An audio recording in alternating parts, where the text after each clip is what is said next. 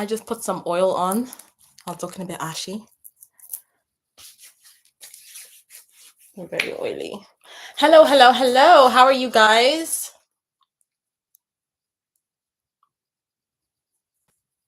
How are you guys? How are you? Everyone that's rewatching this back, welcome to my channel. I'm Sapphire Love. Nice to meet you. So, I'm going to wait for you guys to join. The title of this video is Solar Plexus, Detachment, and Haters. And I wanted to talk about the solar plexus because I feel like it has a lot to do with shame. Hey, I just seen you guys join in. My skin is so dry. Hello, hello. Hi, guys.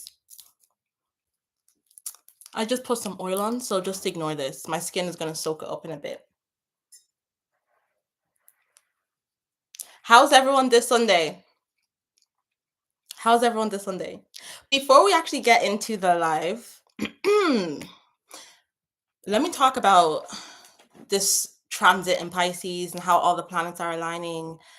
I've been having crazy, crazy, crazy dreams.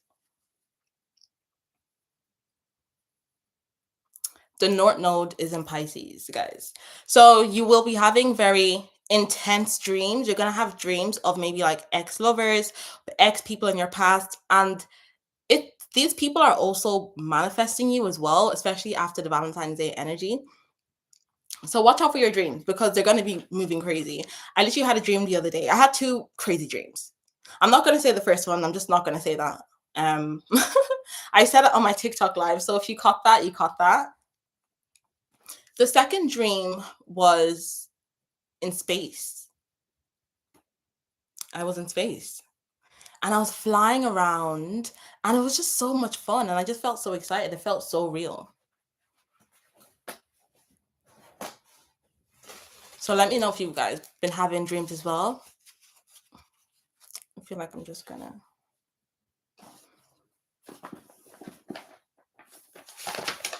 Okay, just getting myself together. No breakage this time. I have my coffee with me. Okay, guys. So during your healing process, aligning your chakras is really, really important because they are energy centers. And it's not just like, ooh, boo-boo things. Your chakras are very, very important. For example, I made a video about shame, right? And you feel like you can't stand up for yourself and shame, you not having low self-worth, that all ties to your solar plexus. So this is what I was saying with shame. I know other things, there's levels. There's levels. Hi, Diamante. How are you? I always like when someone like chats because I feel like I'm talking to myself. Let me fix the light. Let me fix the lighting.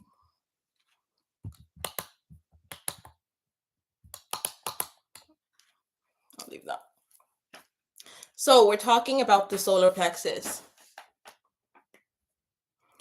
So shame, you can see a blockage with the sacral chakra and the solar plexus as well. But I'm going to start with the solar plexus first. So if you feel like there's a resistance with your confidence, if you feel like there's a resistance with you having self-worth, you feeling like you have to show up for yourself, then that means that you may have a blockage in your solar plexus because our solar plexus gives us that will. It gives us that will to to live. Well, literally, it does kind of give us a will to live. And it also just makes you like a go-getter. It gives you that, think of like a fire in your stomach. Even like the position of the solar plexus is meant to be in your gut. I feel like the solar plexus is really tied to the soul, guys.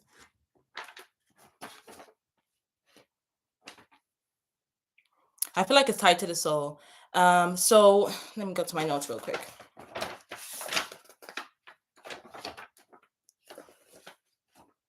Oh, that'll come in later. Anyway, so your personal power is really important, guys, alchemists. So you need to make sure you're doing your meditations. You need to make sure you're doing your affirmations. Like, When you're doing work for your solar plexus, make sure to add in words like I am worthy. I am worthy of my blessings. I am worthy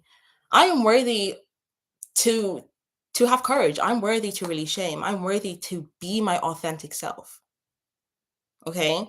But that's really important, guys, because you're always going to feel like a blockage if you don't do the solar plexus work and sacral chakra as well, because that's tied to your creativity as well. And it's tied to confidence too. It's tied to confidence and your creativity. I was thinking of making like a meditation video. Someone commented, she's probably watching this, but she commented saying that she did the meditation in my how to transmute evil eye video, I believe.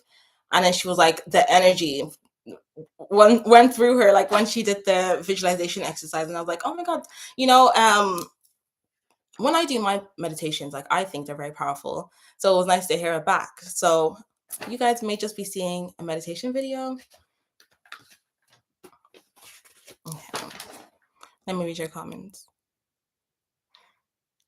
Okay, you're listening. I'm doing good. It's funny you talk about that today because I had 2 spells of shame energy come up inside me that I had to work through. Okay. And then see when that came up. So what did you do? Did you reinstill it with a positive thought, with thoughts of worthiness? Did you question it? Because the first step is self-awareness. The first step is self-awareness and then gratitude. Wow, I was watching a video for detachment and nothing was resonating. Love, what's that? Love by Out channel. I've been watching every video because I resonate so much with everything you say. Oh, love my channel. Okay, thank you. Thank you guys so much for all the love. Let me have some more coffee.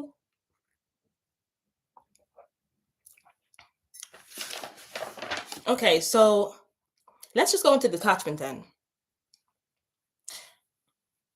Hey, beautiful. I was just watching your new video and seeing that you're on live and had to stop by. Hey, girl. Hey, girl. Welcome to the community. Okay, guys, what is detachment and why is it important?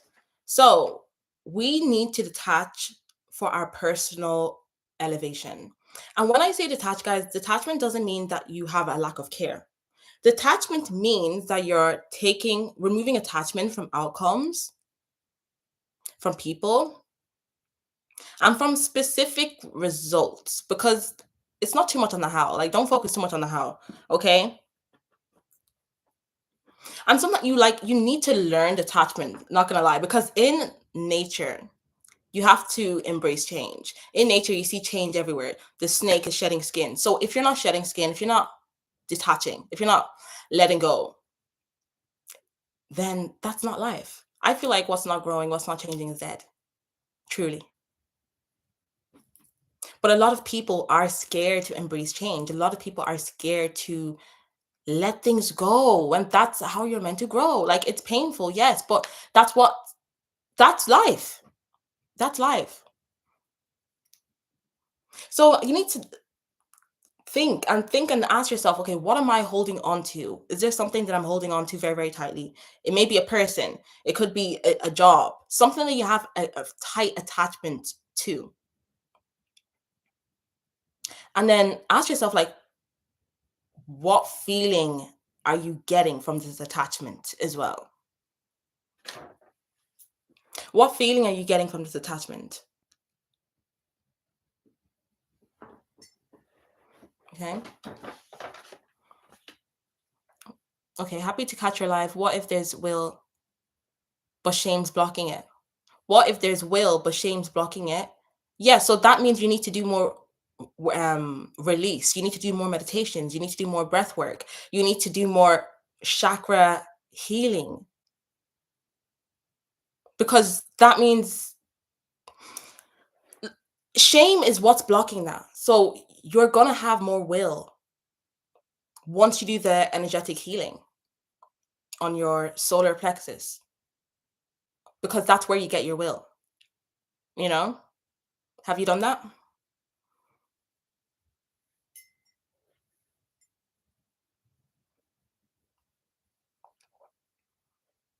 Oh, I think, yeah, I saw your comment. Dumbass G, I saw your comment. I'll get to that. Okay, so the spirit of comparison. I wanted to speak about that because someone mentioned that with the detachment question. You said how to end the spirit of comparison. You need to understand that everyone's journey is different. Everyone is living a completely different reality, and you're not going to grow if you're looking at what someone else is doing. You need to focus on your own personal growth so you can grow. Think about it. If you're thinking, if your eyes is on someone else's growth, you're giving away your power. You're giving away your power. You need to use that power on yourself and stop looking at something that's not going to change anything, because what is that actually going to do? What's that going to do except for increase your self-doubt, jealousy? And the thing is, it's natural for humans to observe. Yes, it's natural for us to observe the brain, the human brain. But when it gets to the point of jealousy and self-doubt, that's when you need to look away. You need to focus on yourself. Comparison is the thief of joy.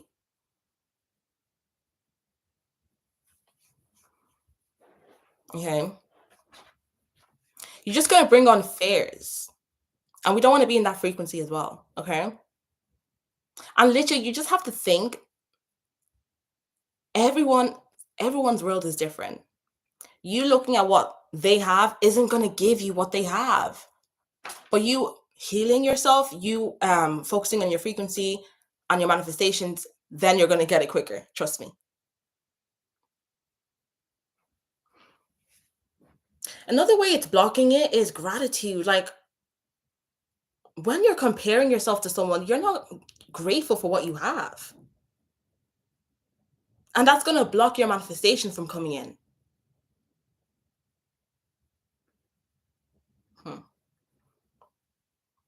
Okay. And then you need to do energy work. So if you're comparing yourself, you need to do some shadow work. That should be number one before anything else. You need to do shadow work, meditation as well. But you really need to unpack why you feel such low self-worth that you have to compare yourself to someone else. Oh, thank you. I put this on last minute. I was gonna wear something else. That's why I'm like sweating. Can you see I'm like oily? I need to powder my face.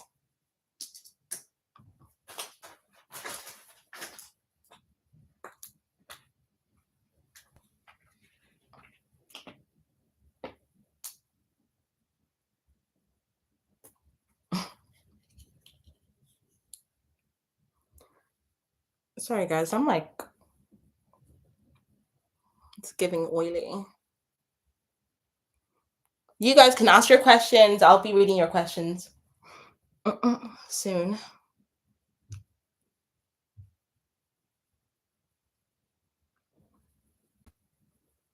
Okay, I think that's better.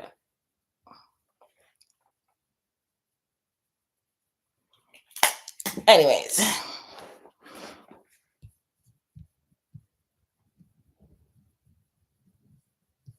Okay. Hello, yes, I see other people's potential as she is the mother. Wait, guys. Make the questions shorter.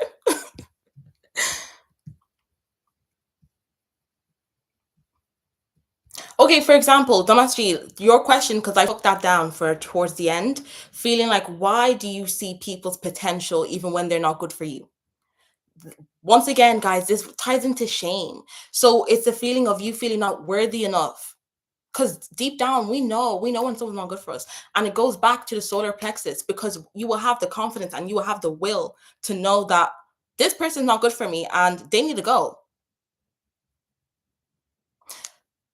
You know what solar plexus reminds me of? It's like king energy. Like, you have this royal energy.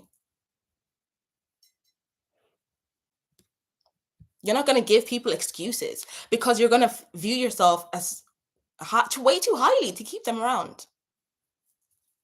Also, you can also work on your pineal gland, guys. I always say this: work on your pineal gland. That way, you're gonna increase your discernment. You're gonna increase your discernment. You're gonna get the downloads that you need. Your pineal gland is like a satellite. Of course, pray as well, but with meditation and your energy centers, guys, it's really, really important, especially in getting your energy right. I may even make a series because now I'm thinking about the throat chakra. Do you know my throat? I used to speak, if any of the OGs remember me from back in the days, do you know there's a difference in how I talk? There's a difference in how I speak. So, how I grew up in a household where you basically you weren't really like to talk. Like they would just say like shut up, you know what I mean? Like especially if you were to say something that was intellectual and they didn't have the answer for it, they'll just be like, oh, shut up, shut up, shut up, like that type of household. So I was my voice closed. My voice kind of closed, and I could never really project my voice out loud. Like it was never loud enough. And it's because my throat chakra was blocked. And it did that to protect myself. And since I've been speaking up, speaking up, it's like I found my voice again. And my voice is clearer. But it was tight before, and that's because of my throat chakra. So you may be able to relate to this. Maybe you felt like there was a blockage in your throat. And when these energy centers are blocked, it can cause anxiety. And we know if you're feeling anxiety within, your outside world is going to give you a reason to feel anxiety.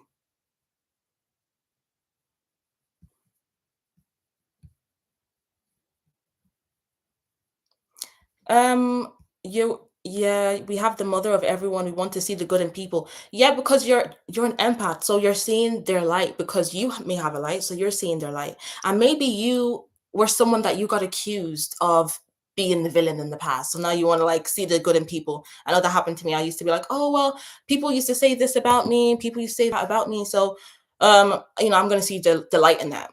Guys, we need to stop doing this. We need to start having boundaries. We need to start having boundaries. And when people show you who they are the first time, please believe them because you're just gonna hurt yourself. Okay? Video recommendations. Can you form a playlist of meditation videos you listen to? Mental maintenance routine.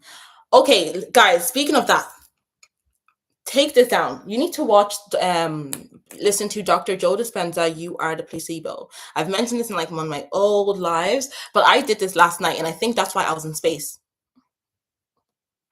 I can't wait to get my lashes done because I feel naked. I feel naked, but I feel like it makes me look younger, right? And I can't wait to get my hair done as well. Can't wait. I can't wait, guys. Anyways, sorry, I went off track. Meditations.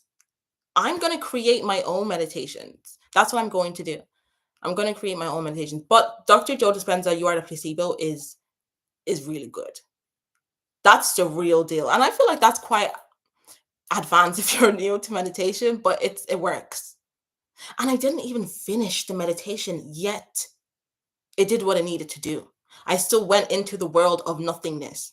When I meditate, I always try to do my best to enter the world of like the nothingness because that's the unconscious mind. But what I can do is I feel like I could but I could just create my subliminals as well because I also listen to subliminals and they have changed my life. They have changed my life. There's one lady, I'll shout her out. I listen to someone else, but I can't, the name's not coming to me. Her name is like Jessica something. Type in subliminals and then Jessica, and her name's gonna come up. And she has like 8-hour meditation. She has meditation for anything. Type in anything. If you need anything, she got it. She has it. But I'm also gonna create my own oh my gosh, subliminals.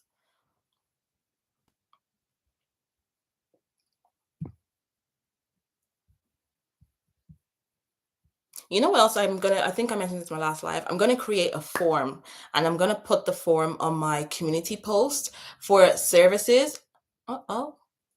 I'm gonna ask you questions and then you fill it out because I want to know what the best services I should create for you guys, for the community, for all of us together.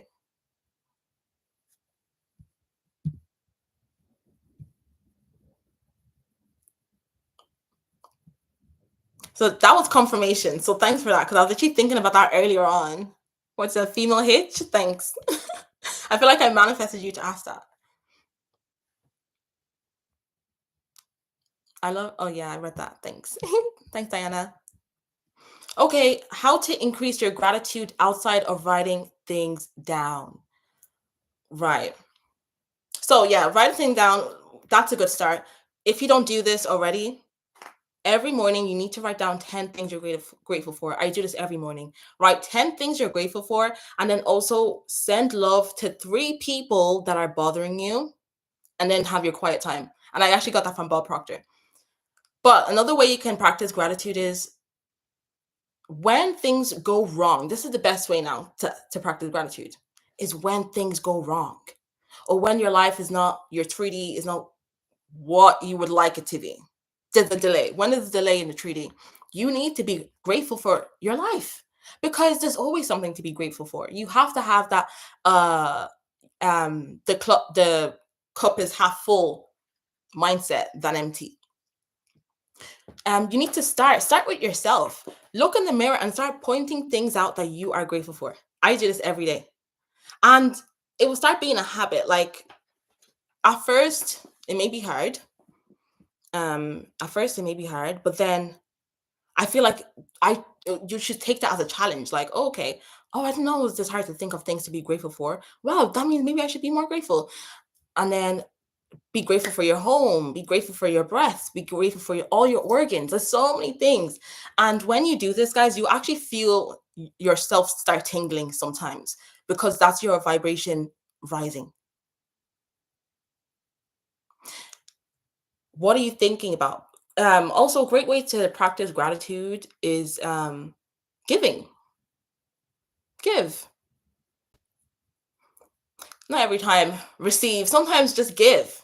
I think that's a great way to practice gratitude and operate from your heart chakra, and to operate in love as well.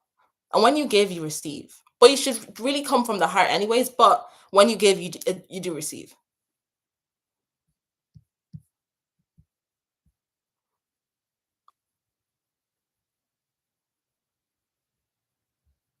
You caught alive. Hey. Hmm. Hmm. How to use alchemy to build a personal brand and become a socialite.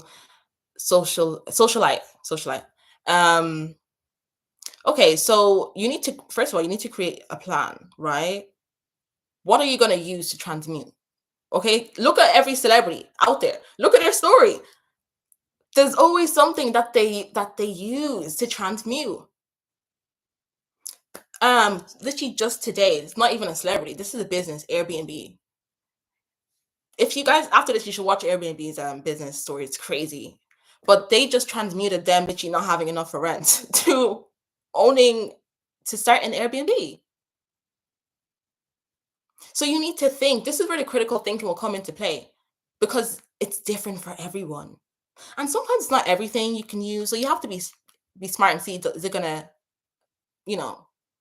But technically, on a pure level, you could use anything, because it's just energy. But it depends on you if you want that to be attached onto your brand in that sense.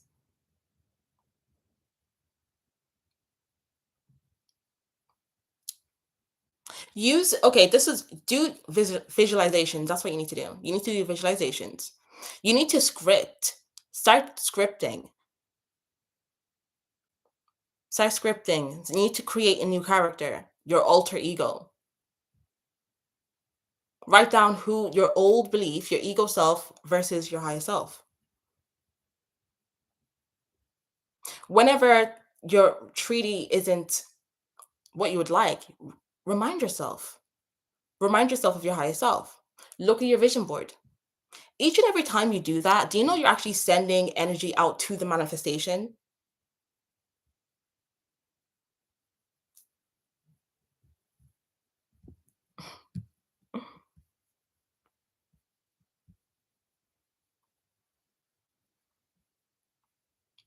That might be actually one of the modules, because I'm thinking of doing a course. Like, I want to do courses, so that might be one of the modules.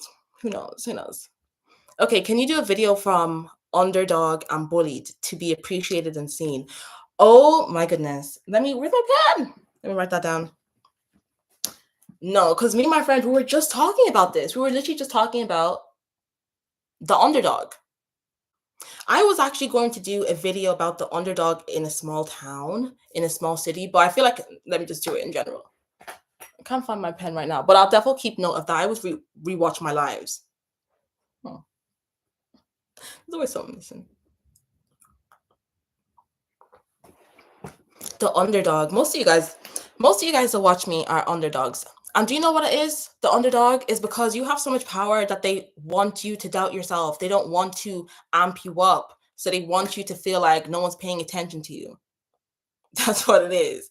Or you are authentic. So people are sheep. So it's like, oh, we don't want to give her or him the props yet because it's not cool to give them the props yet. So underdogs are trailblazers. Underdogs are trailblazers. They do their own thing. They're in their own lane, and then the world catches up. They see into the future. That's how I feel about underdogs. So a lot of people think you're crazy, or they just won't get the vision because you're not in this reality. You're thinking ahead. You're not here.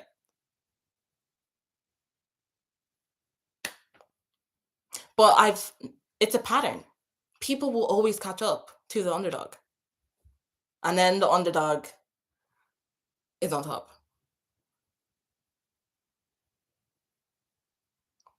So yeah, I can do that. I look 12 without lashes. I know. I look like a baby. I love her. I keep her playlist on hand. Oh, you know her? Yes, I love her too. Haters want our attention. That's why some of them play mind games, trying to ignore us because it's the only power they can have over us. Yeah, guys, that's the gig. That's why I said don't give them your energy. Oh, that reminds me of a question. Someone said how to clap back at haters. That's why I put haters in the title, right? How to clap back at haters. Now this one. Now, when you need to clap back, because what I said, you don't want to block your throat chakra. And it's also tied to your solar plexus because there comes a point if people are always taking the piss, right? If people are always nitpicking at you, bullying you, putting you down, down, down, down, down, that's uh, picking at your will, at your confidence, at your self worth. So it's blocking your chakra, your energy center, and which is going to cause you to have anxiety, which is going to cause you to be insecure, which is going to cause you to have low self-worth, and self-doubt. So that's when you have to speak up and stand up for yourself, and you have to do it in a composed way. You can't be shaken, okay? When people are coming for you, you can't be shaken, guys. You have to be composed. Yeah, and you will only get to this point of being composed when you obviously work on your energy. Okay, when you work on your energy, your frequency, you do your meditations. Because if your nervous system is not regulated, I know you're going to be sweating when you want to stand up for yourself. Because that was me before. I would be sweating. Oh my god! But it's because my nervous system wasn't regulated, and also it just takes repetition. It takes repetition.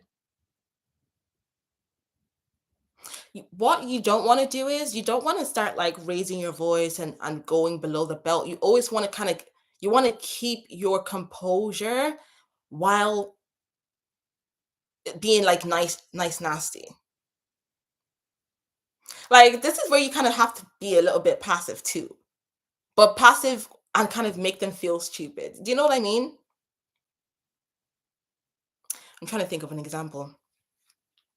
I feel like people to watch would be what's that TV show?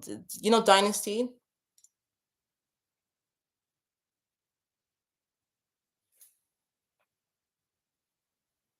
Like you could say something like, I'm glad my authenticity triggers something in you. Like, and it doesn't have to be long. It can be short and sweet because that's what will hit people the most. That's what will help people the most. Guys, when I tell you, I have a way with people, okay? When I say things, people will always remember what I say, and I never have to say too much. And when you observe people long enough, you will know what to say. This is, I think it's actually a lot in my book. Yeah. Take notes and act accordingly. Observe people. Observe. But just don't let people take you out of your frequency. So this is what I'm saying. If you want to stand up for yourself, make sure you're composed, because every time they take you out of your frequency, you're losing your power. You're stooping low to them. You know that saying, like, don't stoop down to their level. It's literally facts, because when you stoop down to their level, you're literally stooping down to their frequency.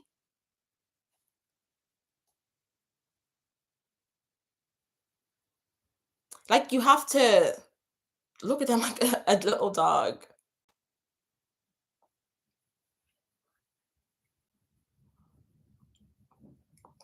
Would you argue with a child? No. Okay, okay, okay. And exactly. Okay, so when you know it's the only power that they can have over you, then why would you feed it to them? You see? Okay, do you have any thoughts on how the shame blockage relates to money and finances? Yes. I feel like 90% of people's problems or issues with money is tied to that shame. It's tied to shame. Ask yourself, what did your family say about money? How did people treat money? Did they treat money like a friend? Did they treat money like it was a bad thing? Did they hold on to it tightly? Money is, sorry, that's pissing me off. Money is just energy. And when you hold on to it tightly, you're not gonna get it. I'll tell you that, you're not gonna get it quickly. You're not gonna, there's no flow. There's a restriction there. And it's also tied to the root chakra, guys. This is so spiritual. I remember I did a release actually tied to this quite a while ago, and I knew it worked because I saw it in my dream. So you know how the root chakra is red, and that ties into stability, guys. Stability, resources, money, security, survival, all of that. So I did this bath, the spiritual bath, and I added my ingredients. It was a powerful one. Okay, I added like 9 herbs in there. And when I went to bed, when I went to bed, okay, sorry. When I went to bed in the dream, it was like red. It was like a red plank. And I was looking at it. There was a guy on the plank, and the plank was red, and there was water underneath, right? And I was seeing this. I was like, wait, what's going on? And then he jumps, the plank breaks, the red plank, it like breaks and it goes into the water. And then as he's going into the water, well, I'll just leave that out. It doesn't really matter. But anyway, the plank breaks and then he goes into the water. And then I'm just like, oh, because I was worried for him, because I was just like, why is he on the plank? Da, da, da, da.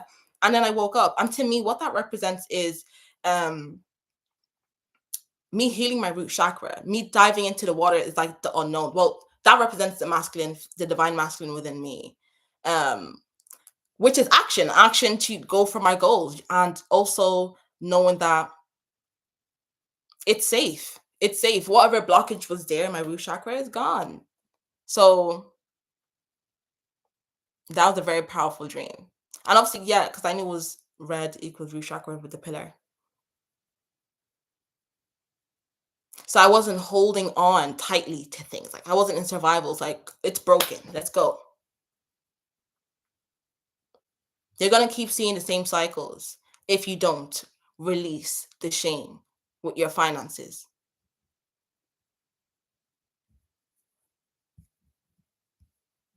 And ever since then, money has been flowing in. Really. When they say money is energy, they're not lying. Okay, your channel is God sent. I felt a couple of weeks ago discouraged because I constantly face channel. Sorry, I constantly face jealousy and lust from others. And he sent me your channel. I also have resting bitch face, and I embrace it.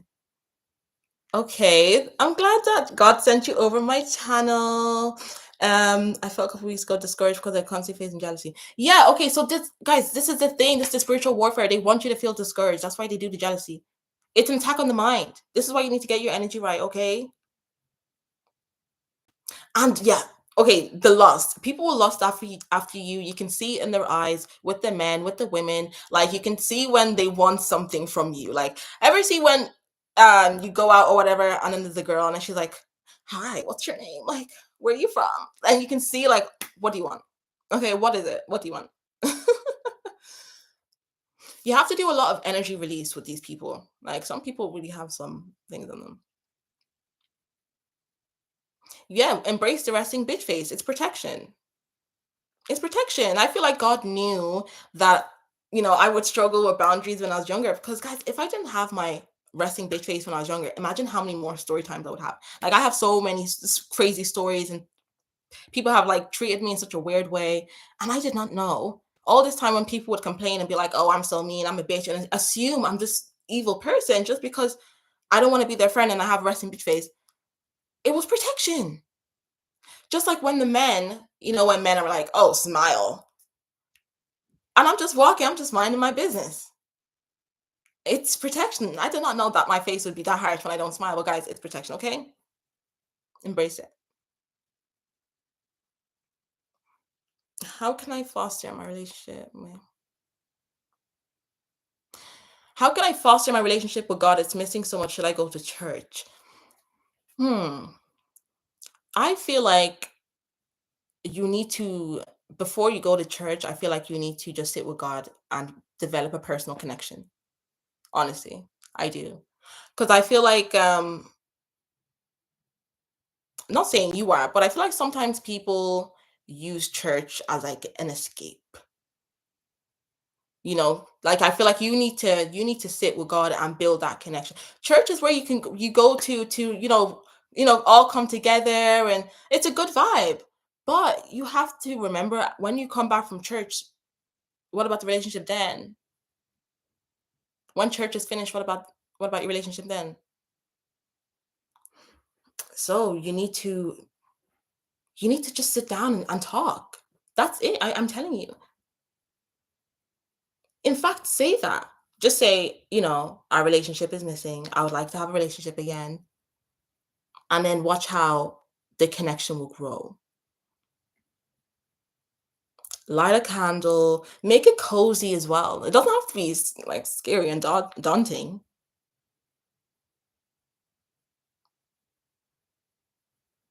And then what I want you to do as well is I want you to close your eyes and then ask yourself that question. Close your not now, but after. Close your eyes like in a meditation and set the intention. Ask yourself that question and you will know. You will get the answer.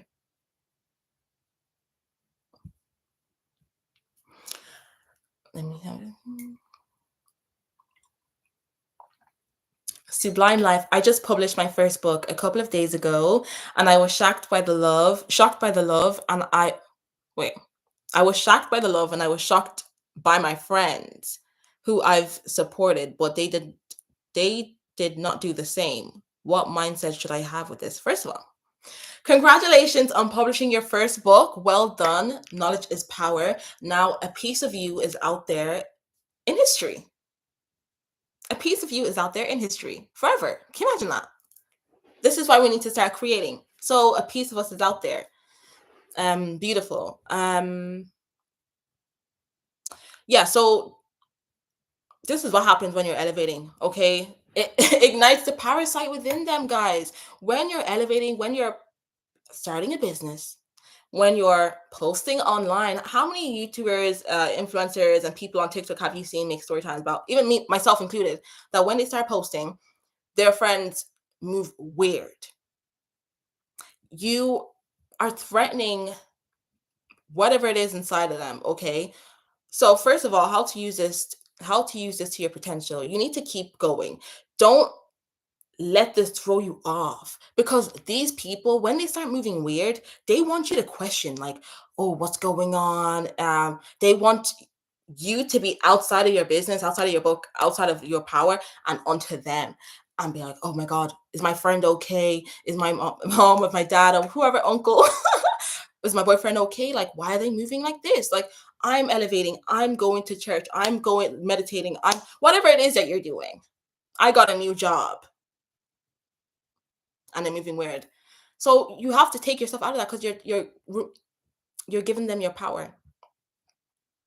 And then you need to use that energy and think they are seeing my future. They're seeing my future. If they want to just waste all these years of friendship or all this our connection together because I'm doing something that's elevating me, what does that say about who I am? They would tell you a lot about what you're good at, because the fact that you're getting so shocked and so triggered that I'm doing something to serve the world in a way, you have power. And these people, they don't necessarily know it as well. They don't necessarily know it. But it's the kind of like a spirit that comes through them. The frequency that comes through them. It's like, oh my gosh, okay, this person is operating in a high frequency and it's triggering me. So, one, that means that you're on a good path because you're on a high frequency. And when you're on a high frequency, you trigger people. And most of the world, they're not operating like that. Instead of them to be inspired, their ego got in the way. Their ego got in the way. And this is why we do a good job already, Gems, but this is why it's important to remind yourself to operate from your highest self so your ego doesn't get in the way of things as well. You don't need your friend's support too. Remember that. It's a bonus. It's nice. It is freaking nice. Like, but you don't need your friend's support. When they don't support, I cut them off. I'm not gonna lie. I cut them off. Because even though you don't need to support, there are friends out there that support. It's free. It's free. And I feel like they show themselves because they may be acting out, seeing you elevate, not knowing that like your other friend is like, oh my God, like, I want to take you out for dinner. Like, congratulations. Like, oh, this is amazing. And how do you feel? Like, da, da, da, da. And even if there's no other friend to tell you that, you should be telling yourself that, because you shouldn't be. This is why, guys, we shouldn't be looking for validation in people, because look how she just released a book and her friends are just not supportive. You don't know. You could be friends with someone, you could be family, you don't know what's inside of them. And we all know when we're elevating, we trigger people. So you need to focus on yourself and you need to validate yourself. See it as a checkpoint, see it as a good thing. Be like, oh, okay, cool. It's a good thing. Especially when, these people, they're not going to like pat you on the back and be like, well done, keep going, keep going. Well, sometimes, but most of the time. So when they do this, then look at that as the well done, keep going,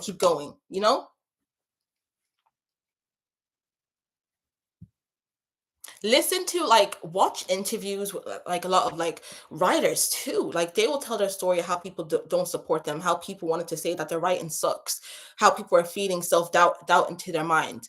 Watch people that are in your field and you will see like the same kind of pattern comes up of people trying to put them down and make them not realize who they are, because they're scared of losing them. Sometimes you're so powerful that people want to keep you for themselves.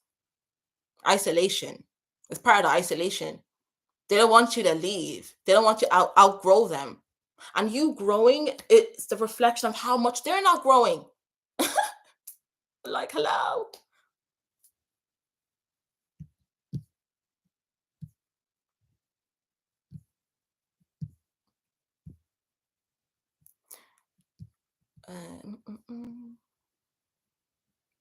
Hey, PB, yeah. Another beautiful outfit today. Thank you. Guys, I literally got this from the thrift store like last summer. I can't wait for summertime. I'm more active during the summertime, honestly. I'm more alive.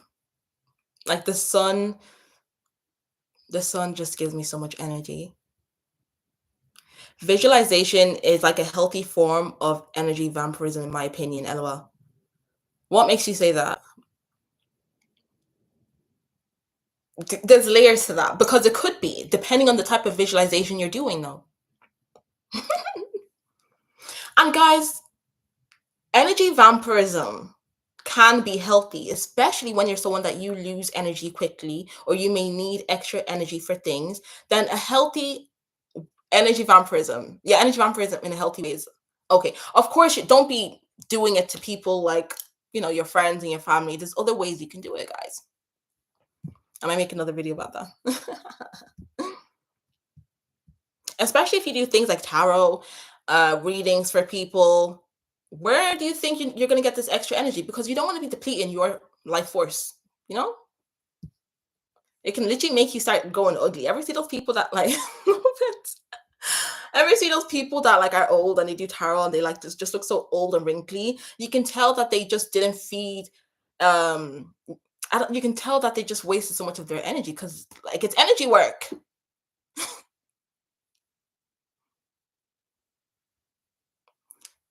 Why? Oh, your message was retracted.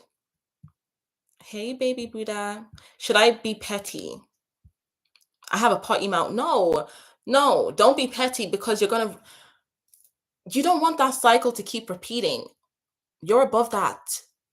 Wait, okay, I hold back so much that when I stand up for myself, it's very out of control, yelling, screaming, cursing. Yeah. Yeah, that's what's gonna happen because you're not releasing it in a healthy way. You're holding everything in. So of course it's gonna come out like that. You need to start releasing your energy. You need to journal. You need to exercise. You need to go meditate. You need to do breath work.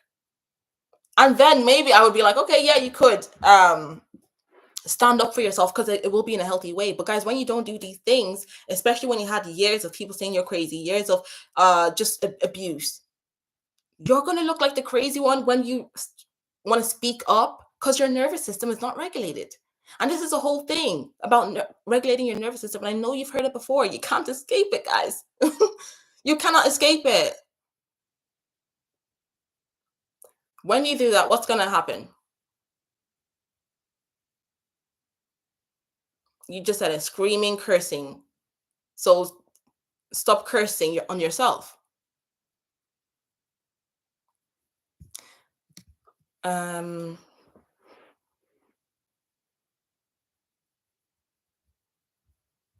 is there a way you can actually get away from them too? Thank you, Sapphire. I understand things from video. Your last live with Dr. Oz.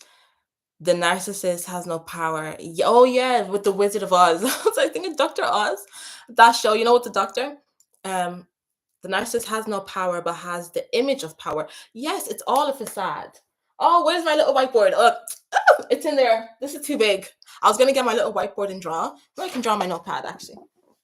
Let me get my pen. Where's my pen? Button.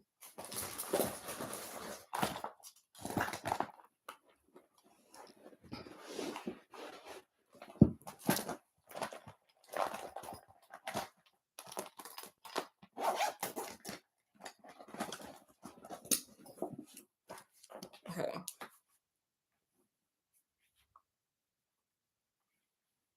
I'm literally drawing. Uh-oh.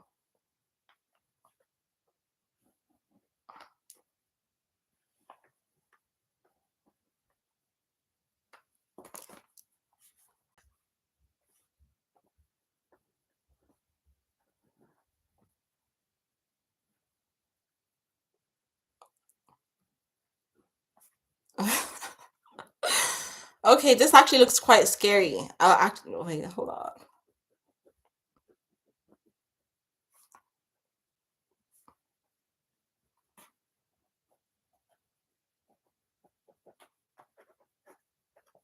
Let me hurry up.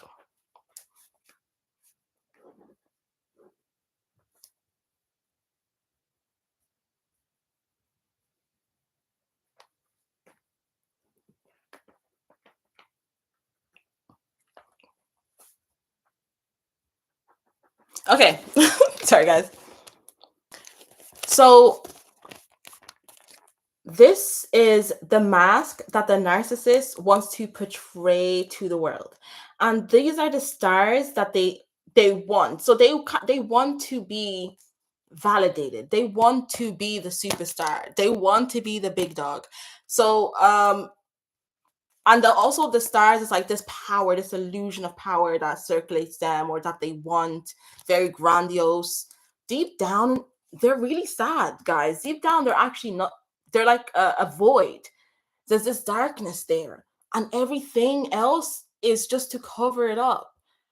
Everything else is not genuine. It's just to cover up who they actually are. It's all a show. Narcissists are professional actors. They're professional actors. Once you notice the signs, it's so easy to spot. Like they all kind of have the same handbook. They all kind of have the same manual. I know that took me ages. That took me ages just for this little drawing.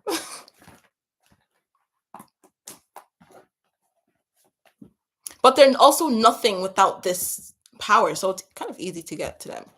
It's easy to hit them where it hurts. I've been working on my stoicism. Yes, yes. I love stoicism. Stoicism changed my life because it's like Buddhism. It reminds me of Buddhism a bit, and I feel like more women need to practice stoicism, especially in the workplace, guys. Like when I tell you these people, demonic. It's just demonic. You can't. I can't believe I used to actually internalize what they would say to me, not knowing that, oh my God, this is probably like what this person does. It's just a little part of their miserable ass day. And then I let it take my power. And this is how energy harvesting happens. Like a lot of it is your own doing because you're constantly thinking about it, thinking about it, thinking about it. And then now it's ruining your life. And then now, because that's your dominant thought and feeling, now that's the reality that you're in. And then it's just worse. And they take you off track. And when you actually believe like everyone is, when you're like me and you're like we're in a matrix and everyone's like sending you a message or just messaging something, I'm like, why did that person say that to me at work? Or why did this person say this to me? What's it telling me? What's it showing me right now? And when you start thinking like that, you start seeing things differently.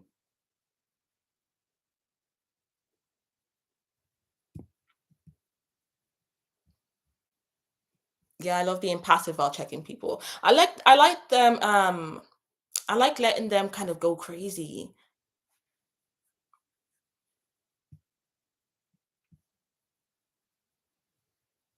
If you want to test how real someone is, hit them with some boundaries. Let's see how cool they are then. Yes. So, guys, you need this is what I say. Please, please, please, please, please have boundaries. Boundaries are your security guard.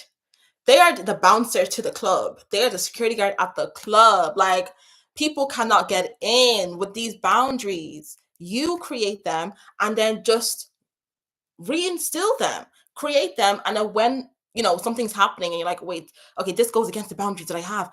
Talk, stand up for yourself, say something, and then watch how you awaken the parasite in them, and they will show themselves.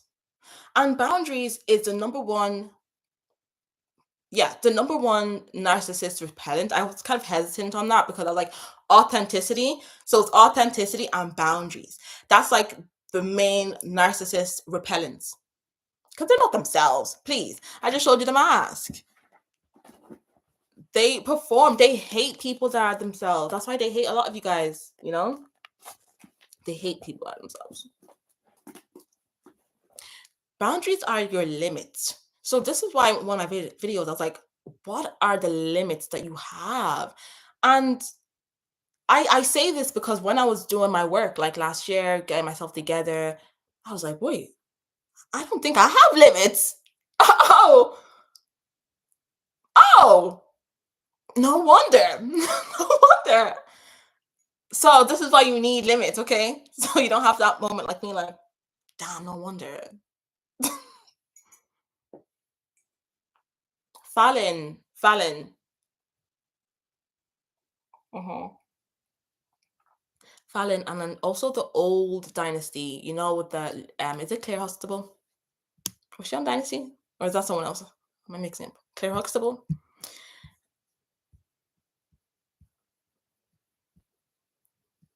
High vibe. Girls don't focus on others, they focus on themselves. Yeah, we focus on ourselves. We have to bloom ourselves. And guys, let me tell you some tea. When you focus too much on other people, guess what you're doing? You already know. You're manifesting for them. Like, especially if you're like, oh my God, if what if they do this? What if they do this? Or they're gonna do this? You're you're literally manifesting for them. And a lot of you guys have very powerful tongues, but you don't know it because you keep giving your energy out to other people, or you keep um always giving people the advice, always praying for other people and wishing other people is good, like always praying for other people. But what about yourself? Like you speak life to other people. But what about speaking life to yourself? Watch how watch how fast your manifestations come when you start focusing on yourself and using your power for yourself. Guys, focus on yourself first. Let's focus on ourselves first, please. And then once we get ourselves out of it, once we reach our desired reality, that's when we can help other people. Just bought your book. I was looking for a new read. Thank you. Thank you. Thank you. Thank you. How to be a bitch. Let's see. Should we read? What's this? Energy vampires. Use silence as a weapon. You have the right to say no. I want to do one I haven't talked about before.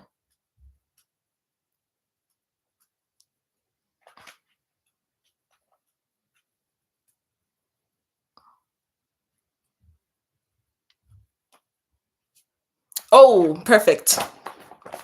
Perfect. Thank you. Thank you, Spirit. Law 33. Stay focused on your own chessboard. Are you ready? So, comparison is a thief of joy and progress. The more time you spend watching other people's moves, the more distracted you become from your own game. Staying focused on your own chessboard means prioritizing your goals, measuring success by your standards, and not letting others' achievements or failures sway your path. See, this is another thing too. Don't be getting swayed by other people's failures. Just because that didn't work for them, that doesn't mean it's not going to work for you. Again, we all have different realities. So don't let that sway you. Every time you look over at someone else's board, you risk losing focus on your next move. Your journey is unique, so keep your eyes on your own strategy and let others play their game while you master yours. Real life example, consider a time when you felt envious or discouraged by someone else's progress. Instead of letting that comparison demotivate you, you focused on your own goals, reminding yourself that their journey isn't yours. By concentrating on your own steps, you protected your energy and maintained the momentum towards your own success. Momentum. I used Artemis for the goddess connection. Artemis, the Greek goddess of the hunt, was known for her independence and single minded focus. She didn't concern herself with the expectations or achievements of others, choosing to remain steadfast in her pursuits. Channel Artemis's energy by focusing on your own goals without being distracted by others' paths. And historical connection for my history girls, I said Amelia Earhart. Amelia Earhart broke barriers as one of the first female aviators, defying societal expectations and competition from her male peers. Instead of being distracted by comparison, she focused on achieving her goals, making her an icon of perseverance and personal focus. Earhart's life reminds us that staying focused on our own goals leads to groundbreaking achievements. And there's also will I just read the whole thing? Okay. Educational insights. Psychology highlights the negative effects of social comparison, which can lead to stress, decreased self-esteem, and reduced motivation. Experts advocate for self-referential thinking. So you reference yourself, where individuals focus on their own progress rather than comparing themselves to others. This shift in mindset improves resilience, satisfaction, and personal growth, allowing you to stay motivated by your goals instead of being sidetracked by external influences. Okay, so this goes to I'm my own competition. You need to beat yourself. Look, stop trying to compare yourself to other people when you should be comparing yourself to who you were yesterday. I'll tell you that. That's some truth for free. So the keys to power: measure success by your own standards. Set personal benchmarks and focus on meeting them, not someone else's milestones. And this is what's going to gain your confidence as well. Actually, setting out things for yourself and achieving them. 2, prioritize your journey. Stay centered on your path, knowing that each step forward is a part of your unique journey to success. 3, avoid the distraction of comparison. Remember that others' achievements or setbacks have no bearing on your potential. Your path is yours alone. And then there's also reversal. There's reversal for every law. While it's essential to focus on your own journey, occasional observation of others can provide inspiration or insight. Look at others' success as motivation, not a distraction. Stay mindful that learning from others should enhance your growth, your progress. Sorry. What's wrong with me today? It's the coffee, guys. Not take your focus away from your own goals. Okay, so just looking at people for inspiration. Okay, that was law 33. Let me get back to this. So I'm glad you loved the book.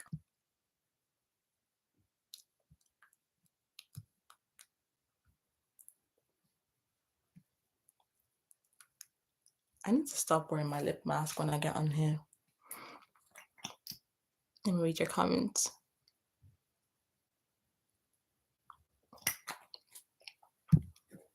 That's better. I look more alive.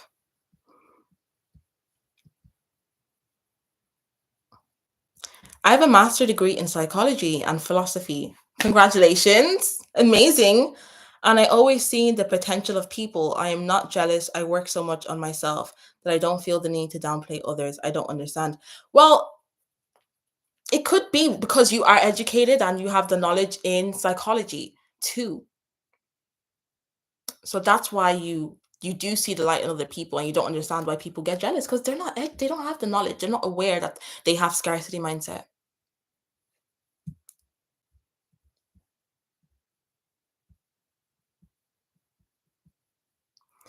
Oh, you're welcome. Thank you, beautiful. Knowledge is everything. Knowledge is everything. We came here to this school to learn. Okay? So don't get too distracted especially when you're in your isolation stage and people are like, "Oh, let's go out, let's go out." You have to realize that most not to be like, "Oh, I'm this or that," but 90% of people don't realize for them to elevate, they have to read, they have to learn. Knowledge is power, guys. You don't stop learning after school. And that's the thing. Most people think you stop learning after school, but you don't. And hence why there's so many people that have jealousy and they're insecure and they go to the workplace. It's because they don't know. I'm sure if they would learn, but they don't learn. And they don't care to learn. They don't want to learn. They're comfortable in who they are. So that's why I say when you're awake, it's a good thing. Congratulate yourself. Be grateful that you are awake because these people, they're out there to remind you who not to be. Everyone has a role.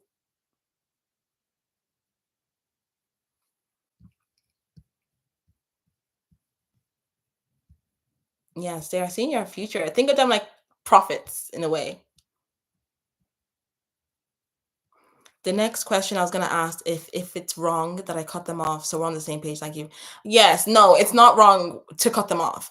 And spirit doesn't lie. Like your energy doesn't lie. Cut them off.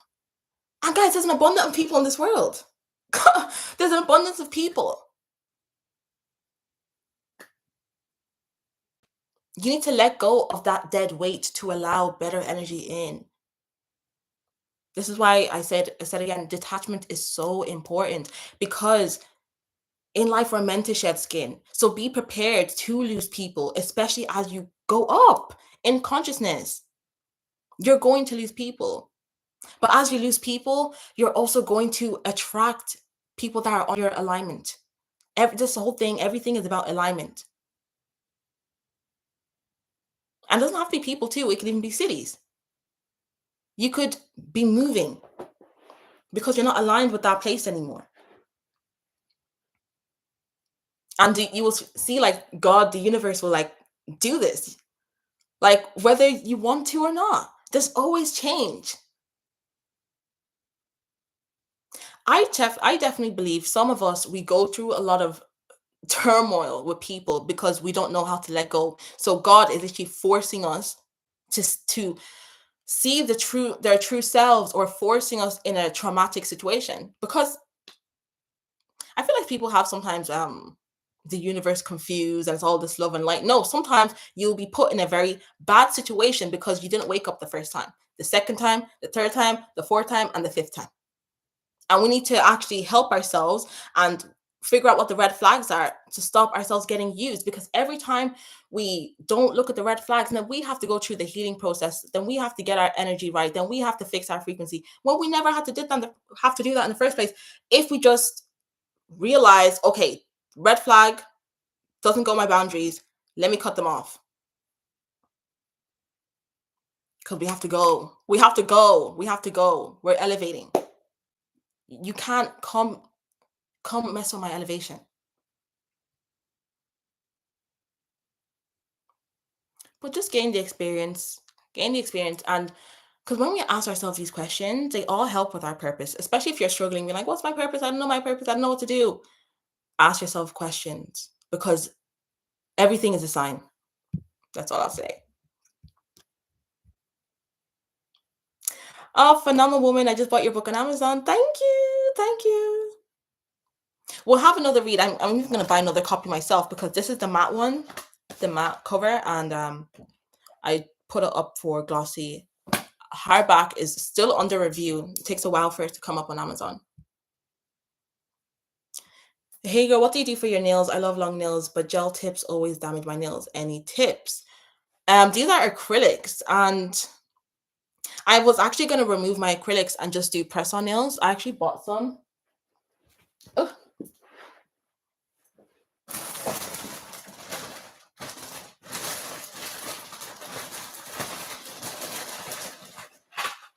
Okay, so when I went to get my nails done, I saw some press-on nails, and I was like, okay, after I get my nails done, I'm going to press on nails. Okay, I actually went to the nail salon to get my nails removed, but then I got an idea, and I was like, oh, I have to film this video.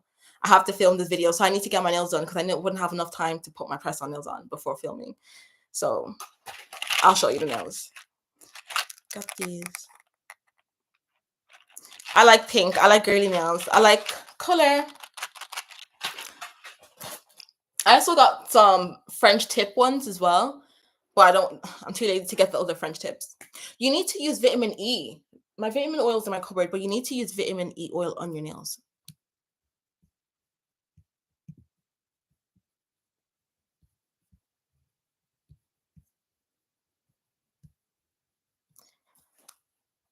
Oh, also take collagen, guys. Take collagen. It's great for your skin, your hair, your nails. How can I deal with mean people that are mean to me? Don't deal with them. Hello? We're not dealing with mean people. Are they in the workplace? That's different. That's different.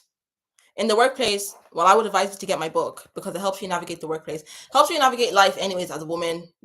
I never actually read the back of my book. I don't think did I? I read a little bit because it's kind of long. I'm not gonna lie. In a world that demands women to play small, How to Be a Bitch is a manifesto for the modern, unapologetic woman, the female Machiavelli, who refuses to shrink herself to fit society's mold.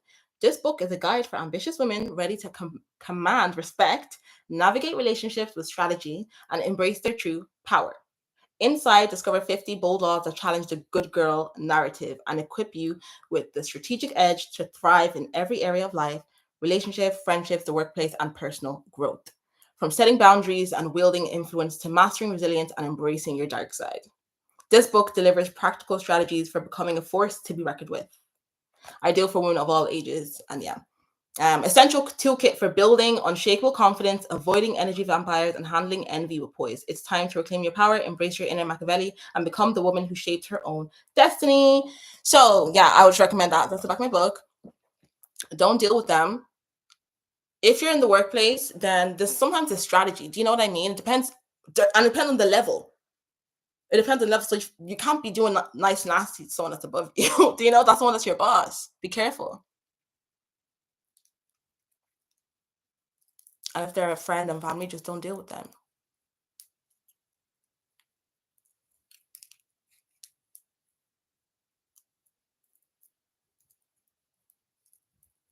You need to focus on yourself. Can you create a video on regulating your nervous system? 1, and also how to have a routine for it. Yes, of course. Of course I can do that.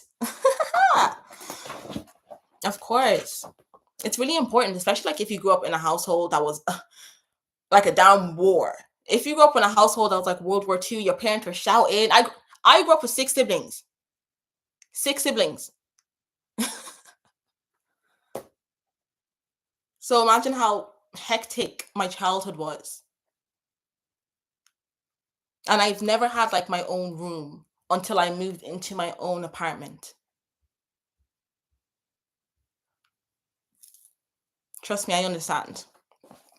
I understand. Someone actually, let me talk about this real quick. Someone commented, people are so strange. Someone commented on my video being like, why is your kitchen empty?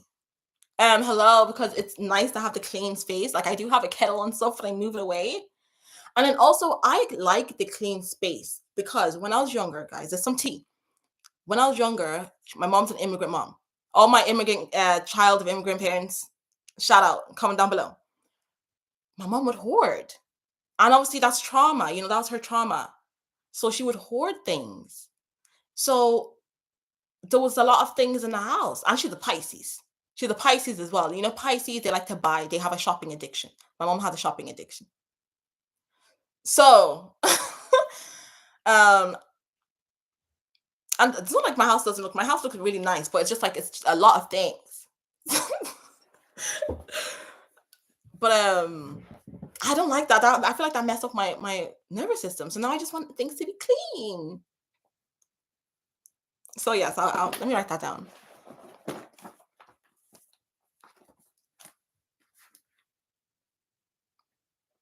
If you have any bad habits as well, it's because of the nervous system. And bad habits could be any like sugar, smoking, drinking. Um, what are other bad habits? Just any bad habits. It's usually down to your nervous system. Okay, you need to heal that 7-year-old. Yeah, we may have grown, but we still have that child inside us. And sometimes you just have to tell that child like it's safe, it's okay.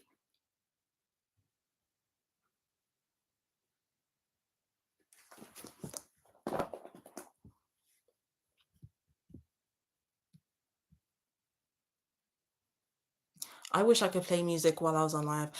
While I'm on live. I think it's because I just came from TikTok live yesterday. Guys, we were on TikTok live for 4 hours yesterday. That's crazy. 4 hours?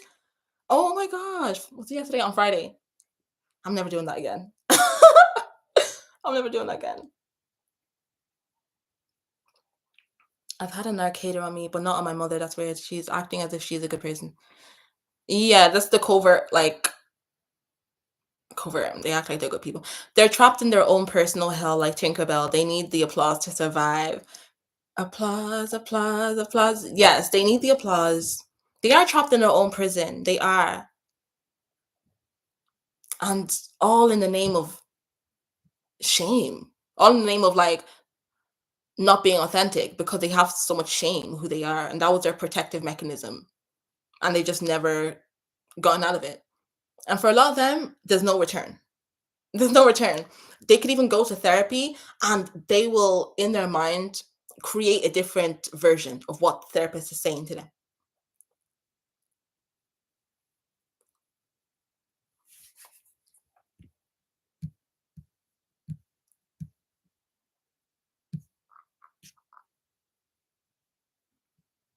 Can you talk about feeling as though certain people in friendships want to possess you? It's like I felt as though they were trying to trap me or box me in, like they're They're trying to treat me like I was their property. Yeah, because they treat you like their doll. They treat you like their doll, and them trying to possess you is all part of the energy harvesting.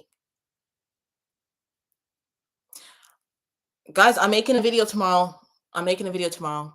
The video will be released either Monday or Tuesday. You guys know me. Sometimes I'll be posting late, like, but the video is on witchcraft, guys. It's on witchcraft, black magic.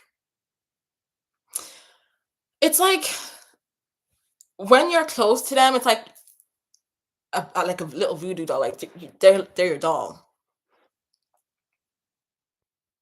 and they need you close to study you. They need you close to study you. They isolate you. They don't want you to use your energy for other people. They don't want other people to have you. They're entitled, and yes, they will treat you like they're your property, like you're their property. That's why you need to get away from these people, guys. And this is also why I talk a lot about releasing shame, working on your self-worth, and working on your energy centers, because when you're around people like this, people that will trap you, people that will make you copy you, people that are taking from your energy, you have to do the energy work.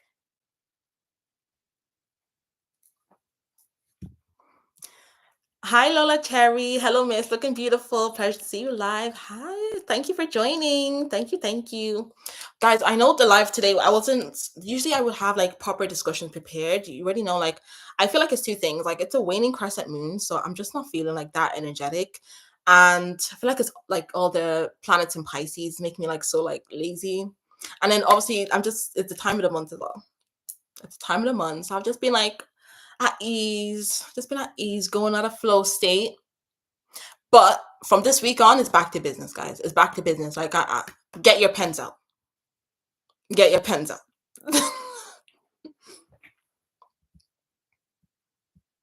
Especially like in terms of the spirituality and the stories. Because when we were talking about Medusa, I was like, oh, I want to talk more about the female expression for sure. And to add on Medusa, do you know like that's a smear campaign? It's just, oh, thank you. I just seen the super chat. You're a gem. Thank you for all your encouraging words. Amethyst. Oh my God, thank you.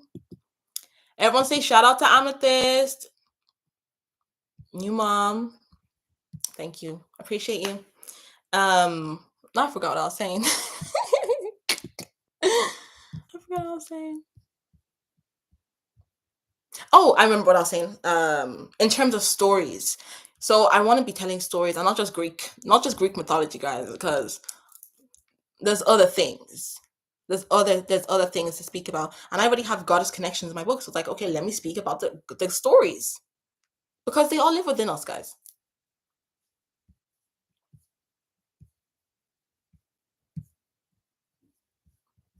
I lost the comment. Uh-oh. It was so timely. Yeah, but I've also been stuck in the gaining knowledge and not physically doing it too. I was there. It's part of the process, Sarah. It's part of the process. So don't feel bad. But self-awareness is the first step. Okay, so what are we going to do? What's the first thing you can do to apply the knowledge? What's the first thing we can do? Or is there resistance? Do we feel like we're not good enough yet to apply the knowledge? Do we feel like we're not worthy enough to apply the knowledge? Because sometimes it's the resistance. That's what it is. Sometimes that's subconscious mind, guys. You have to just question it and be like, well, why? This may be really embarrassing. Don't laugh. But I was in my learning phase for like 3 years, 4 years, guys. I would just watch books, watch documentaries, and I would just never. A lot of my learning of my information too isn't actually from books, guys. It's from within. Like, it's from within. I get a lot of my messages, like downloads, but also books too, because I do like to learn, you know? And I just wasn't applying it. And it was actually kind of like, I felt like it was chipping away at my power, at my will. And I didn't like that feeling.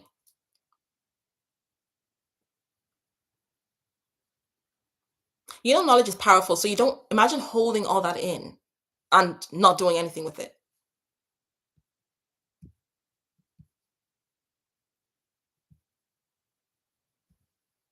I've always felt like posting fitness pictures and pretty pictures on IG and possibly being a fitness influencer, but people have told me not to, and that's it's slutty and trashy to post your body. I don't know. What do you mean by that? What do I think about fitness influencers? I think that they first of all, I go to the gym, okay? You're asking the perfect person because I go to the gym and I lift weights, I do cardio and I lift weights as well. So I think it's admirable seeing women that take their health seriously and they're influencing other women to also take their health seriously and women that may be in that niche. Not everyone wants to have a fit body and that's okay. But a certain women that want to have a fit body and they're influencing them for it. What's slutty about that? I'm sorry, but you have to wear short clothes to see the gains. Why are you still caring about what other people have to say? Because they feel too the people that are saying that, do they even have a hot body? No. They don't. Because if you went to the gym and if you if you have the discipline, you would be like, well done for them to do that because it takes a lot of discipline to do that, to even get yourself to the gym. And you will realize why they'll show off their body that way because this is why people say go to the gym because it helps your confidence and your discipline. So they're confident. If you want to be a fitness influencer, then be a fitness influencer. Why would other people's opinions sway you away from that? So I have a hair in my mouth.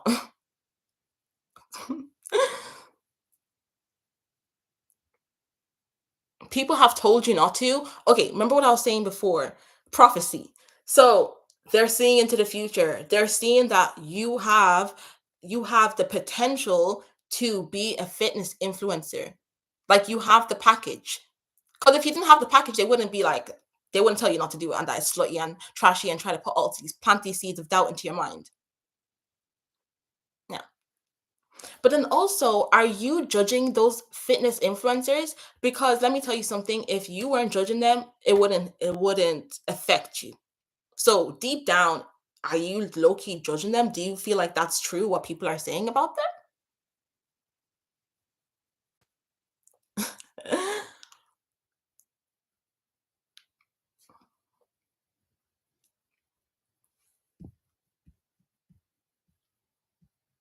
This is why self-acceptance is so important because once you know who you are, people cannot tell you who you are. People won't be able to narrate your life.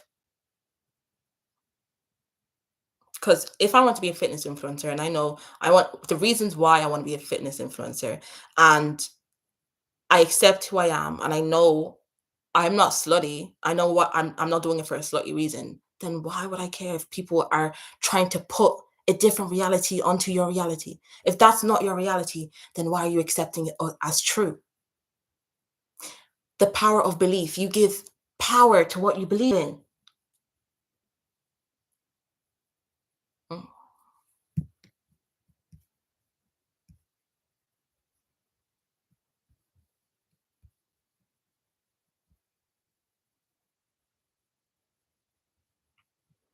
Okay, you have to deal with mean bullies in the workplace. I don't know what to do.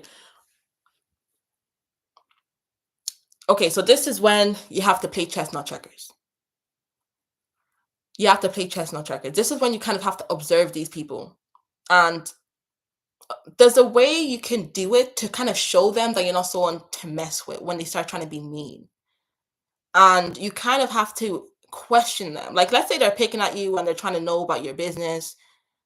You can be like, oh, that's quite interesting that you want to know that. Like, why? What, that pickle, that like, why do you want to know about my thing? Or why are you so interested in? Well, wow, you must be really interested about, like, do it in a way where you're embarrassing them. Like, you're calling them out, but you're not really, like, saying it.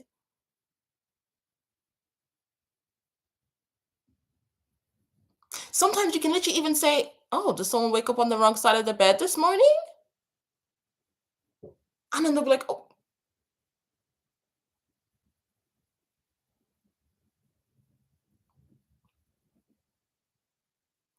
because you don't want to be the target when they're like, okay, this one's never going to speak up for herself. Like, Let me just take out all my anger, my miserable life onto this person. You don't want to be weak because they sniff out people like this to do that.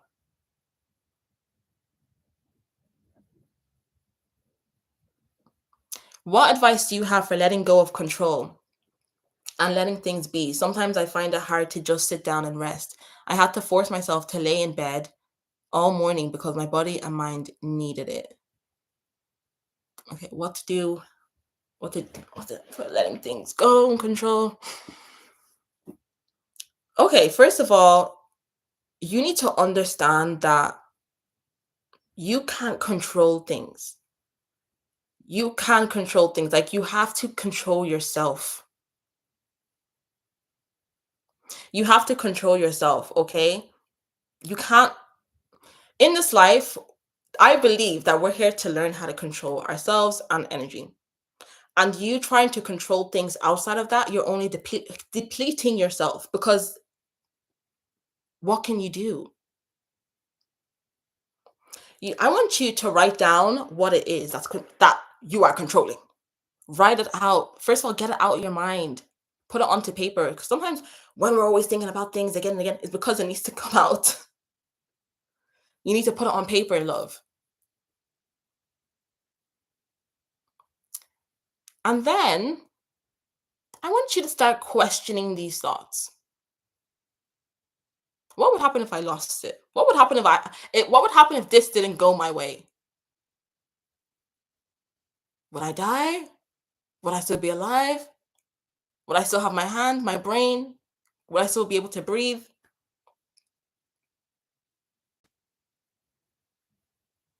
So when you find yourself being in control, that's why you have to add the gratitude. Okay, you have to add the gratitude. Also, feeling like you have to force yourself and be in bed all morning and your body and mind needed it. That's good. Listen to your body. Listen to your body. Take the rest. Meditate. See what's coming out. See what it is that's in your mind because there's something in your mind that you're not dealing with.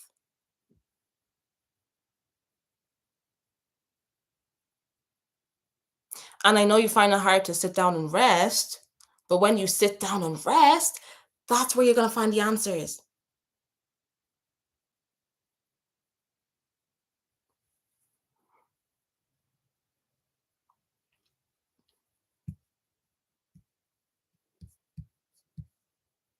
I know I'm reading the chat late, guys. I'm trying to catch up. Trying to catch up. Okay, I'm going to go through it faster. No, it's always the cousin. My cousin tried destiny swapping with me, and I didn't notice until later on. She used to tell me myself she wants to be like me and do everything like me. But at first, I didn't think nothing of it until I learned about destiny swapping last year. Guys, do you know there's such an influx in cousins copying? Like, what the heck? No. Be wary of cousins. Be careful of cousins. Cousins, even sisters. But cousins, this is something I've been seeing even in my clients, guys. The cousins. And it's the over familiarity. So they have this over familiarity with you. And the entitlement, that's where everyone that's trying to destiny swap as well. But because they feel like, oh, we're practically family now. We're family. So they literally use that as an excuse for them to copy you. And it makes the jealousy worse. It makes the jealousy worse because they're putting you on a pedestal and like you're my blood, you're my family. Yeah, I don't feel this way about myself, but you have what I want. So let me try and copy you. So I have this false sense of feeling, but because it's false, they're always going to need a fix. So you're kind of like pouring by you being around them and them copying you. You're like pouring into their cup, and then soon enough you're going to be empty if you don't stay away from them. Immigrant child here. Yes, they like to hoard. I'm a Pisces too. Shout out to Pisces. I like Pisces. They like to hoard. It's their trauma. It's their trauma. And guys, when we look at our parents, we see what happens when we don't do the work. And a lot of people are like, well, I don't want to end up like my parents. I don't want to end up like this person. But are you doing the work? Are you doing the work? I'm so happy as well that so much light has been spread on Destiny Swappers because I couldn't put a name to it. I just was like, wait, what is this? I did not think this many people would experience this. It's actually alarming. I don't think people are actually sitting down and thinking how alarming it is. How many people have stories of being destiny swapped? This side.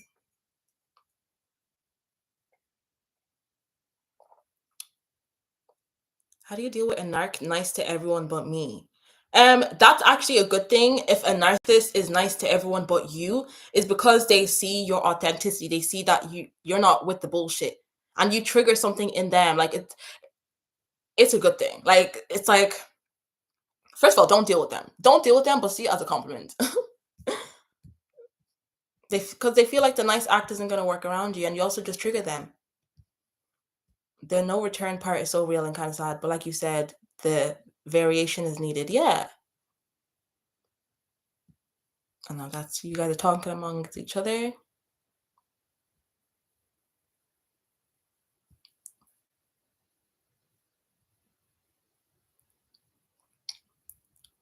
And like, why don't people put themselves on pedestals? Like, guys, put yourself on a pedestal. This is why you should be your own competition. This is why you should always be beating yourself, outdoing yourself. Evaluate yourself. Okay, what did I do yesterday? Not even yesterday. Like, if let's, I don't want to overwhelm you guys.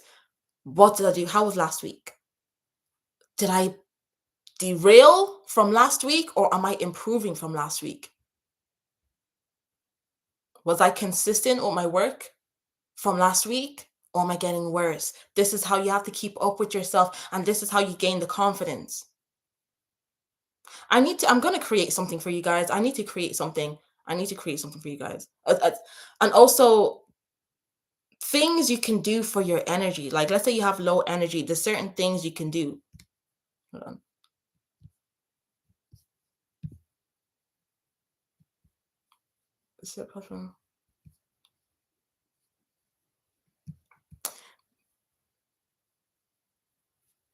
Your Shane video was amazing. I resonated deep with that one. Thank you. You guys can relate with the hoarding thing. I love Japanese Zen space. I'd love to go to Japan. That's on my bucket list. Yeah, you didn't see it from the angle about judging yourself. Yeah, I know. That's my light. It's fine. Let me take it off.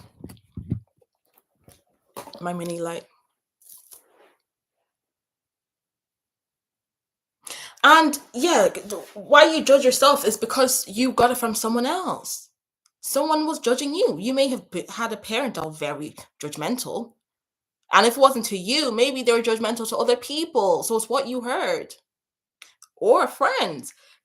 Our brains are sponges. If you're around friends and they're judgmental, guys, I was around this friend and she was just judgmental. Like, she would kind of like notice things about people and then judge them, and then made me hypercritical. It made me like be like, oh, should I do this? Should I do this? Da, da, da, da. And I was like, where did that come from? I was like, where did this come from? Like, I never was this person. Where? And then that's when you do with shadow work and like, oh, I got it from this person. Okay, is it true? Do I even believe in this? Do I care? Is this actually benefiting me in my elevation? Is this belief?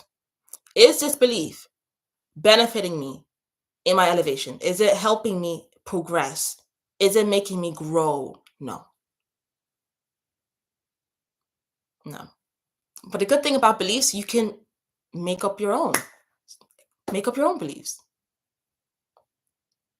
I believe that when I'm a fitness model, that I'm doing it because I'm influencing other people. I'm not doing it because I'm studying. I'm not doing it because of this. I'm doing it because I put a lot of work into the gym.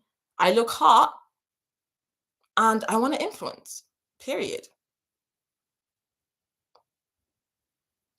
You don't have to accept other people's beliefs, guys.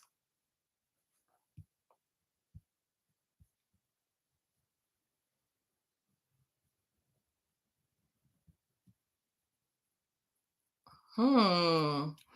The narc and bully are winning at work. What's the first thing to do to feel confident again? Ooh, that's a good question. Hmm. You know what I do? Okay. One thing you can do to feel confident again, you need to know who you are, guys. Remember, write the list. If you don't know what your gifts are or what you're good at, ask other people. So I did this too. Ask people you trust. That ask them like, what am I good at? And then they'll say, okay, you're good at, you have the gift of the gab, you have this, da da da da. And then look at that list to remind yourself. Another thing you have to do is what's it gone? I think it's gone from my mind now. Oh, okay, look in the mirror. Looking in the mirror, I thank God for what I'm about to be. But look in the mirror and you need to just be like, I love you. Like, you are amazing. Like, I am worthy. Speak life into yourself. And it may feel weird, it may feel awkward at first. Just give it time. And you're going to feel rejuvenated. You're going to feel powerful again. Say, I am powerful. What? Do visualization exercises. Create a wall. Their words don't penetrate me. Their words don't pierce me. You won't break my soul. Play it. Play it, Beyonce. You won't break my soul. You won't break my soul. Play that dance. Get your frequency up. Get your vibration up. Get your energy up. Feel sorry for them. Feel sorry for them.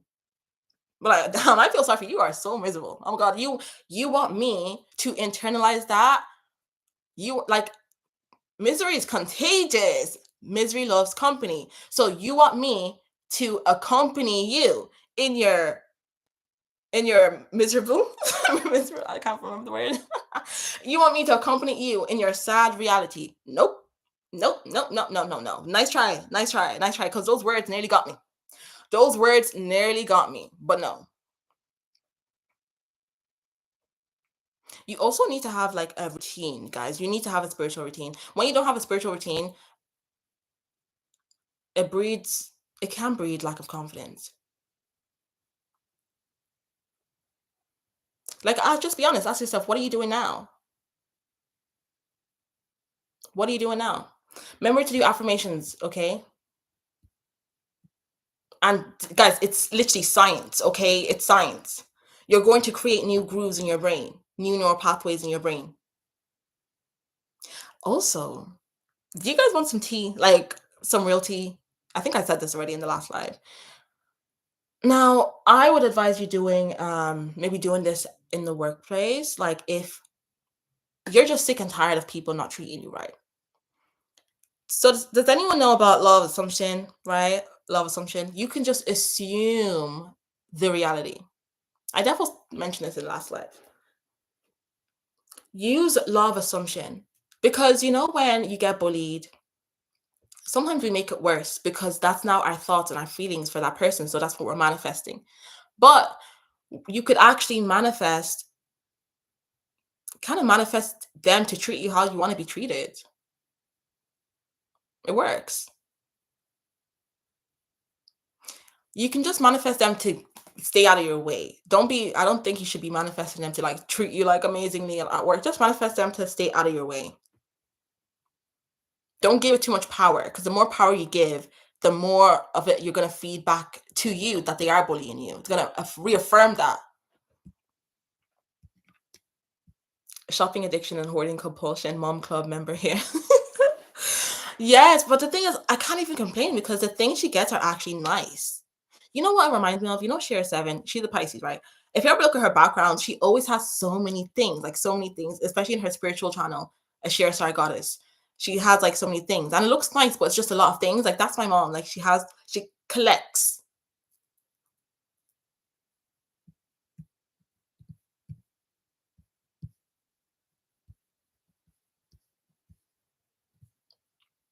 You're welcome.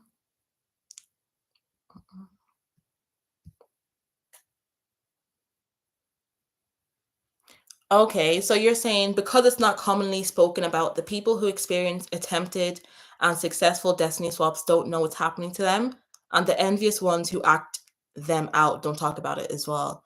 Right. Okay, that would make sense too. That would actually make sense. Because if it succeeded, how would you know? Makes you think of all the destiny swaps before. Guys, we should watch Butterfly with Mariah Carey. Basically she's trying to tell the story of how J Lo tried to destiny swap with her. Like J Lo tried to destiny swap with her.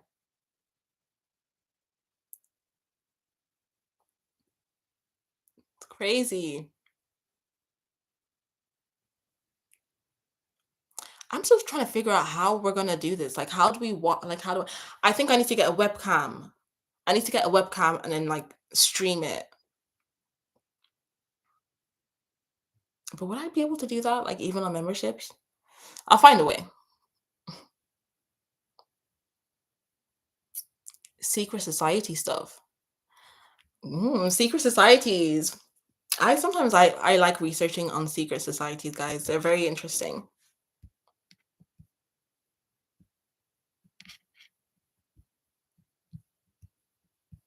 Siphoning souls and energy is real in this world. This is the spiritual warfare. It's energy. And people don't even realize that, let me tell you something actually. The most energetic vampire you will meet, the most negative vibration, low vibe person doesn't know they're that way. They don't know they're that way.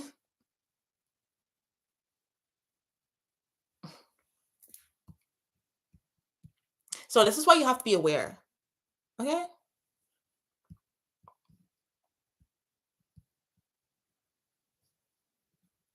Oh, thank you, PB. Write down what your triggers are and work through them. What are your triggers? Like, what triggers you? Why? Why does it trigger you so much?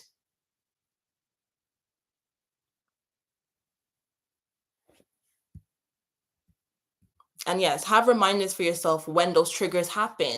Reassure yourself. Guys, treat yourself like, think of yourself as a 7-year-old child, okay? Think of yourself as that 7-year-old child, and when the triggers happen, reassure yourself and be like, okay, is it true? No. Like, remember who you are. And then, speak just how you would if you had a child, tell them, like, does that define you? No, you know who you are. You're good at this, you're good at that, you're good at that.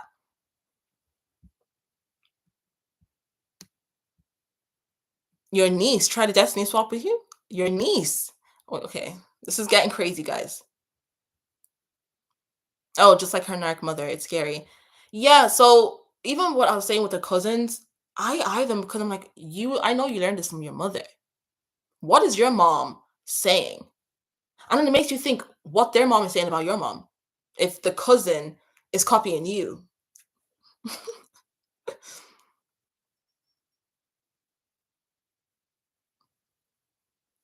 I actually did that. She ended up praising me and buying me a gift card as a thanks. In the beginning, she def was not nice to me as a boss. It's kind of weird, but it worked. You tried to do the love assumption? Because yeah, it works. People will start like, it's so creepy. Like when you actually try the love assumption, like people at the workplace will literally start bowing down at your feet sometimes. I'm like, whoa. My power. But yeah, guys, it works. Love assumption is real. You give power to what you believe in, the law of belief. So when people are treating you, this is why I said be neutral. So when they are treating you in being mean to you, yeah, you can use the strategies, but also be like, okay, this person is clearly upset. They're hurting inside. They're trying to infect me with their frequency. They're trying to infect me with their vibration. Okay. Um, should I, and if it keeps happening, just be like, okay, use the love assumption. Just be like, they're gonna love me. Everyone loves me. Everyone loves me eventually. Soon enough, they'll be making me tea. They'll make me tea and coffee at the workplace. Just give them time. They're just a little bit triggered. and I don't even have to do anything. They're just gonna come to the realization on their own that I'm not doing anything wrong, and they're gonna stay out my way. And remember, there's a delay in the treaty. So even if you say this to yourself the first time, it may not happen, but give it like do it for like a week or 2 weeks, guys, and you're gonna see the difference. I promise you.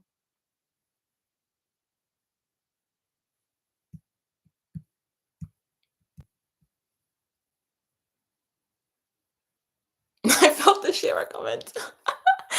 But like it's in a good way, you know what I mean? We can do it on Discord. How? How do we do that on Discord? Guys, I'm so bad with technology. I'm so bad with technology. Speaking of technology, let me get my charger. Is there a way I can pause the live? Oops.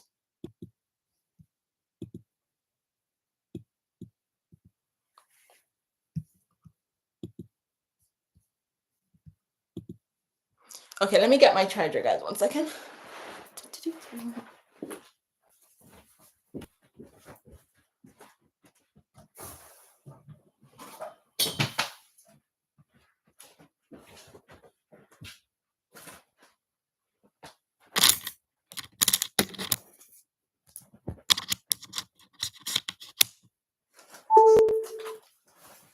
Okay, I'm back.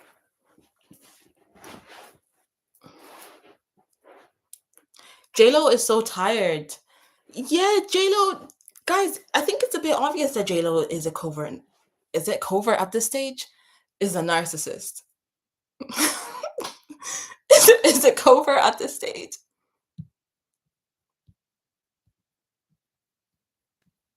Do you also know what's really important is, guys, Psalm 91. Like Psalm 91, guys, is a very powerful prayer. You don't even have to be super duper religious. Like it's a powerful prayer, guys. Read Psalm 91 and it'll be like there's a shield around you. Again, the crystals. What you need to be spiritually strapped up. I think I may make another video or live called Spiritually Strapped Up and teach you guys how to spiritually strap up and protect yourself, like in all ways, like with the tools that you need, even different herbs and everything. Maybe I should keep that for like my school, the school, because I'm thinking of like giving like services. I'll probably just do both. I'll do both.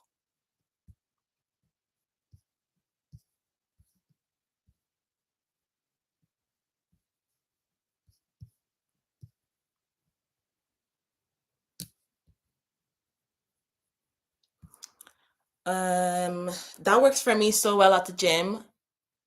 Today, so many men helped me with moving equipment and weight, and I felt like a princess, all because I've been focusing on keeping my vibration high. It works. I love that. And yeah, it just makes you feel like a princess because oh my god, those weights be heavy. Like, oh my god, stop. Like, and I love that too when like they just lift the weights. But vibration is everything because I noticed too when my vibration was low, which is kind of hard when you go to the gym to stay on that low vibration, but it's still possible. It's still possible. But before I was working on my vibration and I was going to the gym, I would notice that too. Like people wouldn't come to help me. Now they come to help me. They'll ask me if I'm okay. People are nicer to me when I go out. Service providers are so much nicer. I don't really get treated like in a bad way, no. But it's like extra nice. Sometimes you're like, whoa, this is too much. This is too much. The people you attract as well.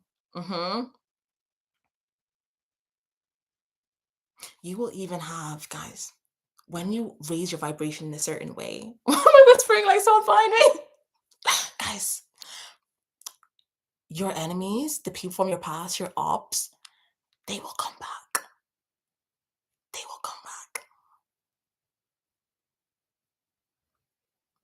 That's how you know you're vibrating high, your frequencies, and you're at a different consciousness level is when they come back. That's some tea. Some tea.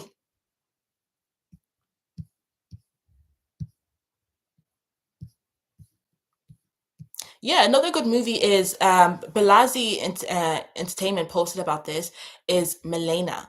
I heard about this movie as well on Twitter. and I never got to watch it. And Milena is also a really good movie too. And in that movie, she's like the most beautiful woman in the village. It's set in Italy. But because she's the most beautiful woman in the village, all the women hate her. Everyone ignores her. Even though she's beautiful, they're all ignoring her. Like you would think she's not beautiful. And it's such a great movie to watch to make you realize like the spiritual warfare that is out here, to make you feel like you're not the star, but you are. You're the star, you're the show. And all the women hated her, but just because like all the men would love her, she's attractive. Oh, and then in the movie, not to spoil it, but even though I haven't watched it myself, I still watched. I like to see what's up. Anyways, I think when she gets older in the movie, that's when women are nicer to her because she's like losing her beauty. She's not as youthful anymore. So women start treating her nicer.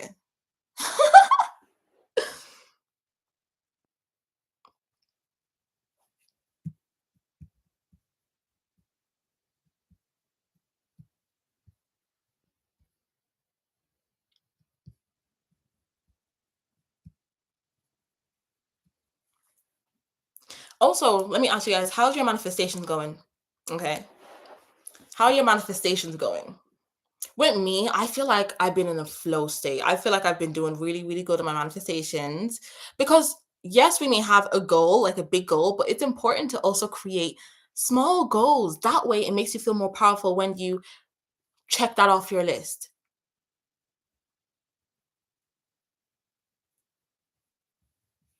And then when you check it off your list and you complete one, that raises your vibration as well. I have like a glitter in my hair or something.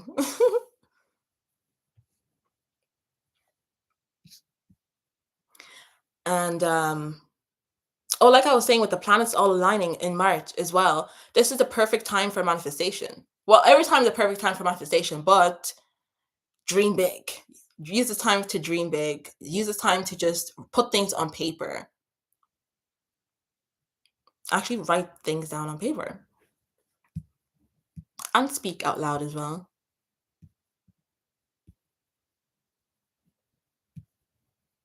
Okay, to watch movies together on Discord, you need to start a voice call and then share your screen with the movie playing on your device. Let me.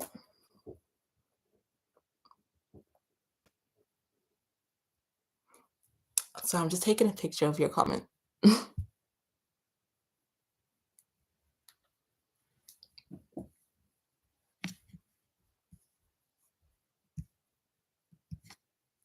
I think she's a full-blown narc. Covert want people to feel bad for them, but she seems to want grandiose, undeserved power more than empty. J-Lo, yeah. Yeah, she loves it. She feeds off of that. Okay, guys, this is another thing.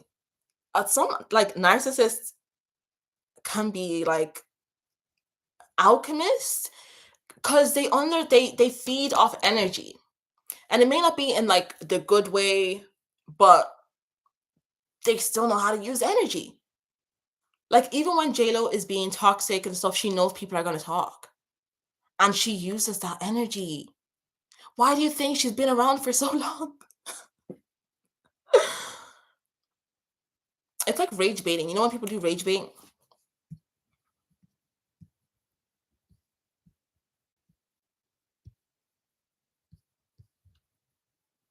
Facts, and you're in Mercury retrograde too. Is it Mercury retrograde right now? I don't know.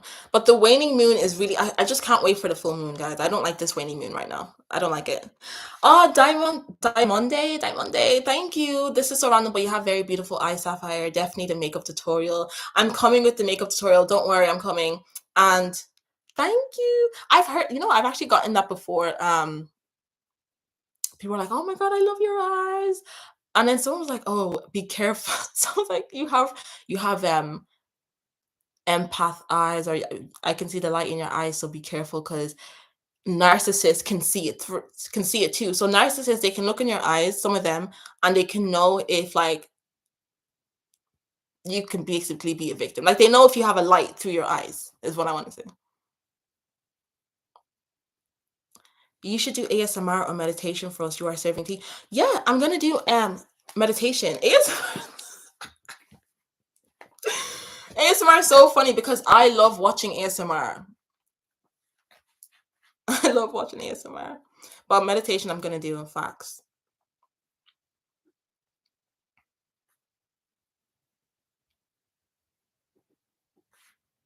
I'm even doing affirmations as well, guys.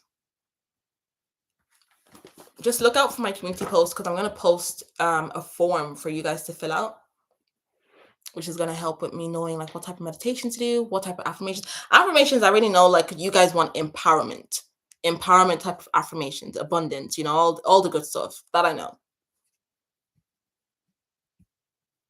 And then transmutation as well.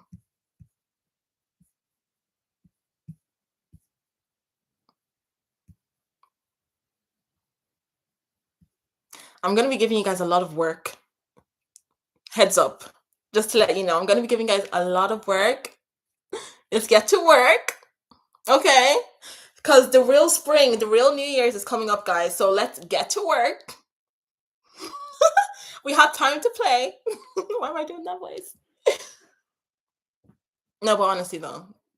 So you naturally feeling the energy anyways. Because the spring equinox, the real quote unquote New Year's energetically, because that was the new year for like the physical realm, like the day-to-day work, everything. But spirit, energetic, the new year is coming up. And I'm giving you guys work, okay? I'm not playing. I'm not playing.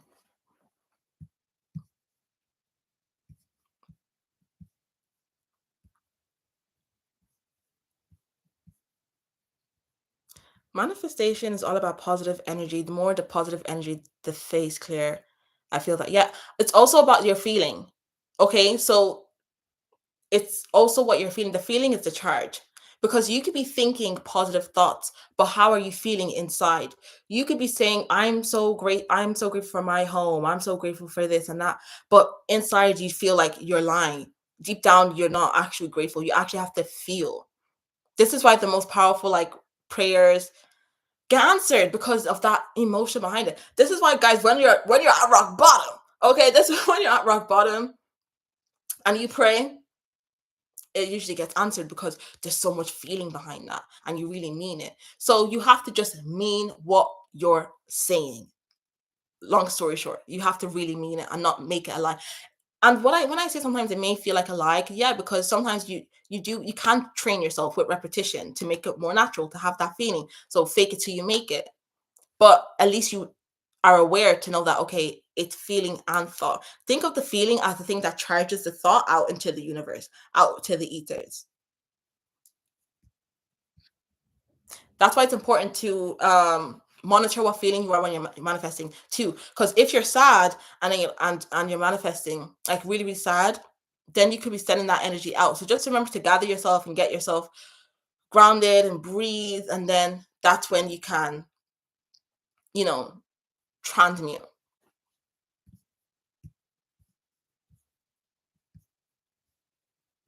Here in Puerto Rico, there's folklore about a Taino siren named Isaiah. I can't even pronounce that. Isaiah. Wait.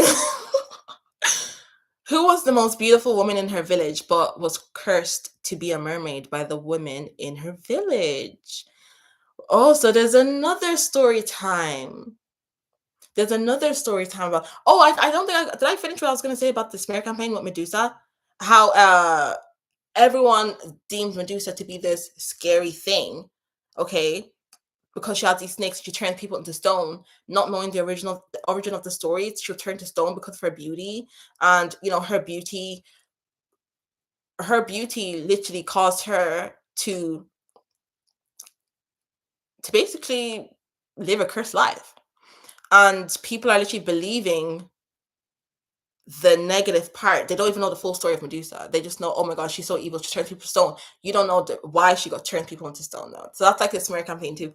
So I'm gonna get more into storytelling because I know you guys love storytelling. I love stories too. It's a great way for you to learn. So this is what I'm thinking. Like, I know I've said this before. I need to get a webcam because have you seen when people go on live and they're able to like click, and you can see it come up on the screen? I don't know if I can do that on my Mac. Or will I need a computer? I need to look. We're getting to work.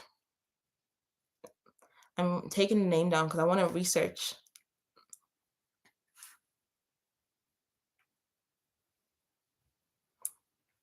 So as you can see, these tales are old as, they're old as forever. So this is why you have to stay protected, because I don't think it's going to change.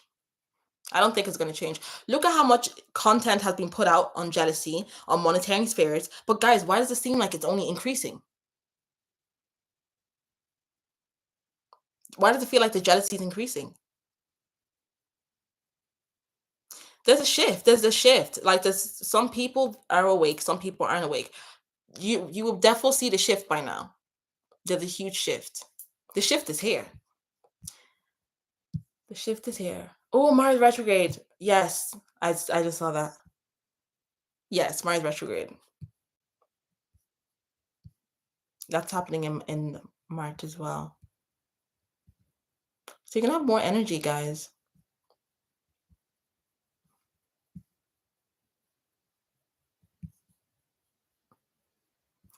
Yeah, in some cultures, sirens, mermaids, they are painted beautiful with alluring voices, and in some cultures, they're not, which is funny.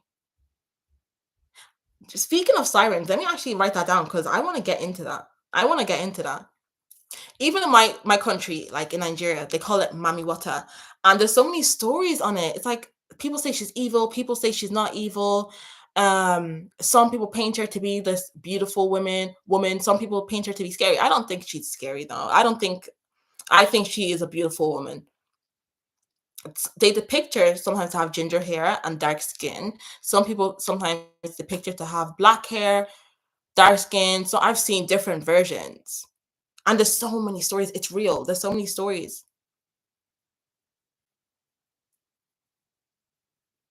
Some stories she lures the men to that debt. Some stories she lures the men, but then she changes their life. And then she gives them riches. And they come back with knowledge. Like they come back with knowledge. They come back smarter. They come back looking a bit different. There's even this thing like in Nigeria, like if you have ginger hair and you're light with freckles, they sometimes they say like, "Are you a mamata?" And some people in my family have like well, one person in my family has ginger hair. I don't have ginger hair. My real hair is like brown, but I have freckles. And some people be like, "Are you?" And I'm like, I don't know. I don't know. My last name means water, so I don't know.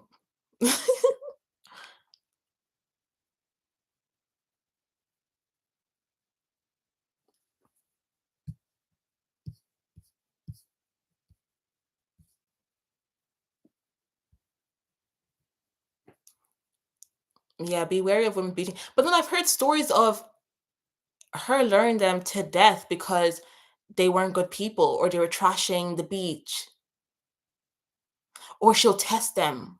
She'll test them. But yeah, the whole be wary of a woman's beauty thing. That's why with men, like when sometimes when men meet me, or like you guys can relate, sometimes they'll be like, "Are you real? What's the catch? What's the catch?" They think you're up to something because of your beauty.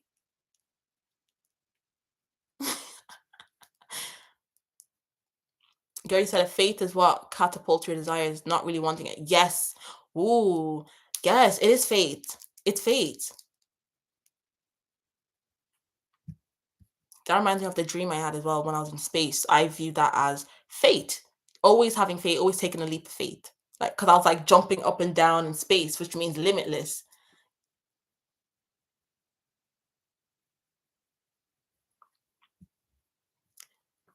You have to have unwavering faith. And with me, faith and confidence is kind of the same thing. Like faith is belief, confidence is belief. That's why I said the number one protection is confidence. Number one thing to get you your desires and also protect you is confidence, is belief, is faith. Yeah, misogyny does play a big role in Medusa. So that's why I was like, wait, I feel like I need to talk more about these stories because there's so much misogyny in stories about goddesses. I bought a book on goddesses. I was gonna say stupid book, but I feel like that's mean. Say that. I bought a book on goddesses, and I was just like, "What is this? Like, it's just so boring. Like, you hear Zeus and all these other ones, they always have like, it's just better, it's just more interesting. But the women's goddess is just so plain and boring. And I feel like they don't show them in more light. And then again, I was saying there's more than just Greek mythology.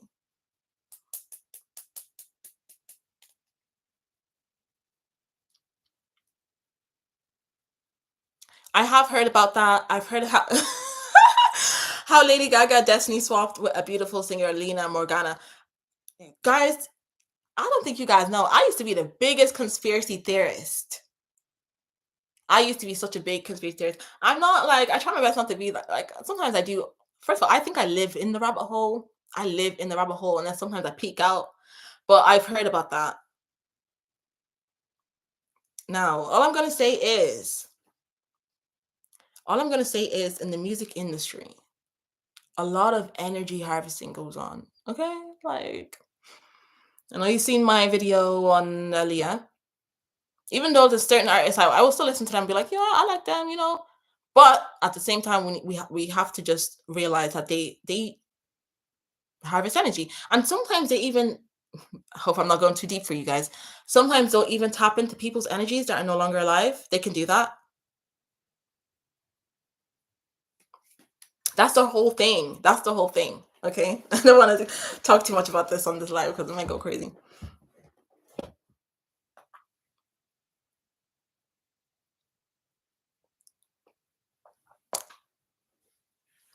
I love Lady Gaga though. Like if she did it, I don't know. I feel like they all kind of like use energy in a way, you know? You need to go down the rabbit hole. So it seems that way because people are very aware now. It's not going to stop. It's not going to stop, but people are doing work and protecting themselves. Yes, people are doing the work and protecting themselves. That's why I'm here. That's why I'm here because it's not going to stop. And as we know, it's a Mars year. So it's going to be amplified this year. It's going to be more aggressive. And because, you know, when I was saying how the real new year starts in like March, April, that time you'll feel it.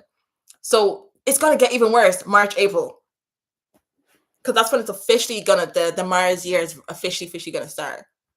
But you're already feeling the energy like a little bit. It's also a snake year, so you're gonna be called to higher learning. So that's why a lot of you guys, you want to know how to protect yourself on different levels. Because it's a snake year. And also a snake is exposing people. So it's also exposing the fakes. Exposing the fakes. Also themes of change, transformation, alchemy, transformation. You know, you know that symbol, I can't remember, the or hope or something with the snake, the infinity symbol. So also represents that, which is like the circle of life, life and death, life and death.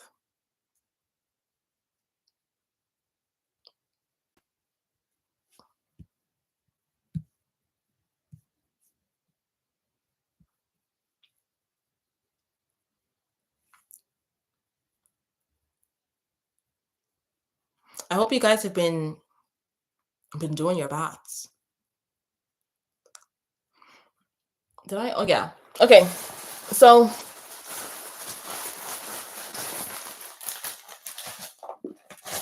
I want you guys to use this. And this is actually in Psalms 51. Don't quote me. Don't quote me. But in the part of the verse in Psalms, it says, this is hyssop, by the way, it's hyssop. And I use this in my spiritual baths, and hyssop is great for protection. And in Psalm 51, it says to cleanse them in hyssop. Let me get the proper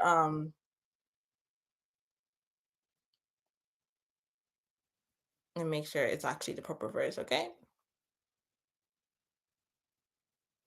Yeah, okay, I was right. Psalm 51.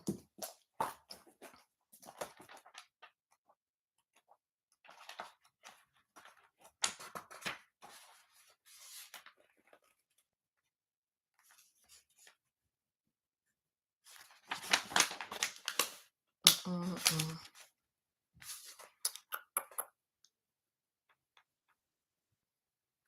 Look, I'll just get it from here. But I'll just tell you what it says.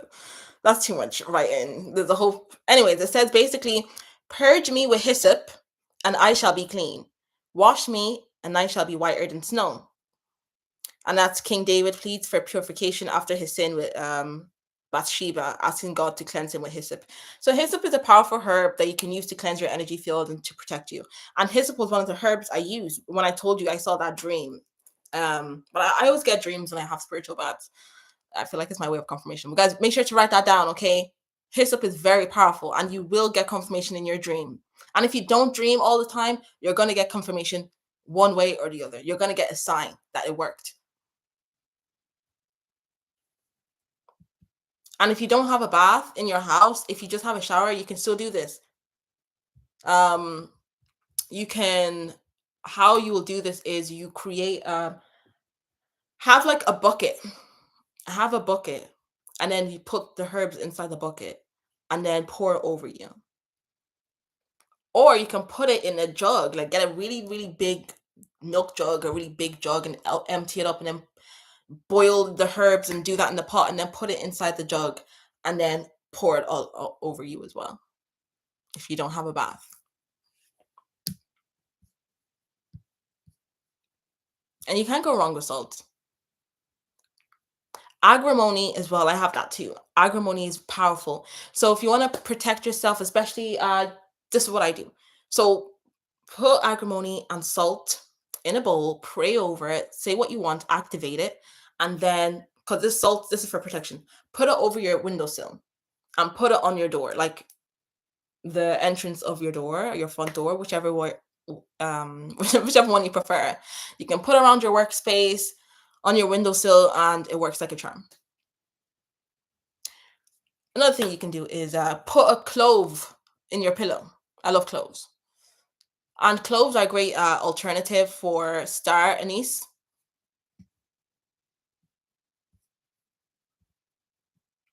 I'm Nigerian too. Mami Wata has been portrayed negatively, but I felt like there's so much magnetism with her. I think they spread her as something to be afraid of to bring fear to the masses. Ah, shout out Nigerian gang. Hey girl. Oh my god, I'm at this. I knew I felt the vibe. So they have portrayed her in a negative light. Okay, this is giving me a bit of confirmation because I'm like, I feel like I want to talk about stories like Nigerian stories because it's so negative because you know it's very misogynistic country, right? And I feel like they these stories deserve more, and especially from someone like me that can relay the story with care, because 1000% she has so much magnetism, right? So much magnetism, but then people portray her to be like the devil, and I feel like they have her all messed up. I feel like it's the men, the type of men that they may not have the good intentions. And it also shows the women's power as well. Life, think of a water. Like water gives life. We need water to survive, but we can destroy. We can destroy. That's one of my laws in my book. Destroy the enemy. Okay, I think yeah, okay, I read that. Everything is fair. Like they love to live in fear. And that's not what it is. It's not fearful.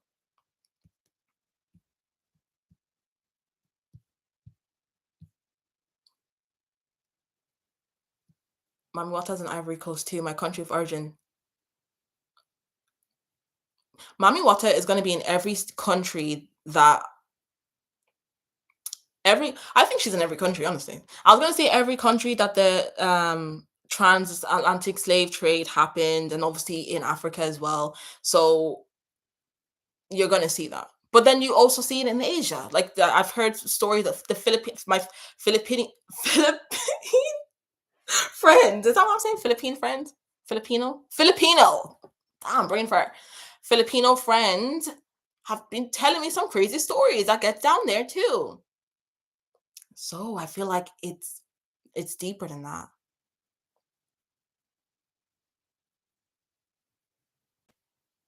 Yeah, she was pushed in a building. Yeah, and they ruled it a suicide. Yeah. Do you believe in Louise Hay disease, where she walk you through the meaning?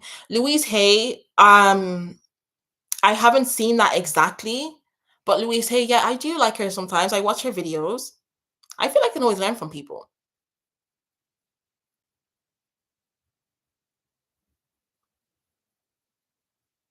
Princess Nokia, yeah, I've heard her speak about that. I've heard Princess Nokia speak about Mami Wata. A lot of people have some bad things to say about Princess Nokia. I feel like they don't understand her, you know?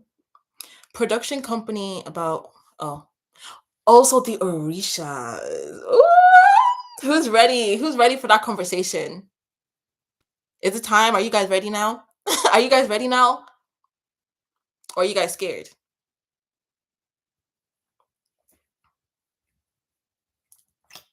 You let me know.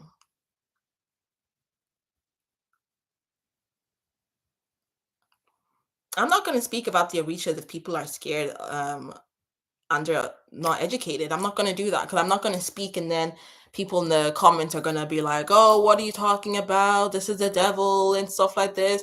And it's just, yeah, I feel like I need, if you guys are ready, let me know. But if not, then just no. They view it, yeah, they view it in such a negative light. It's so sad. I feel like a lot of countries maybe going under like a curse because of what they did or how they treat the spirituality. A lot of countries are under curses because of how they treat spirituality, because it's basically disrespecting the divine.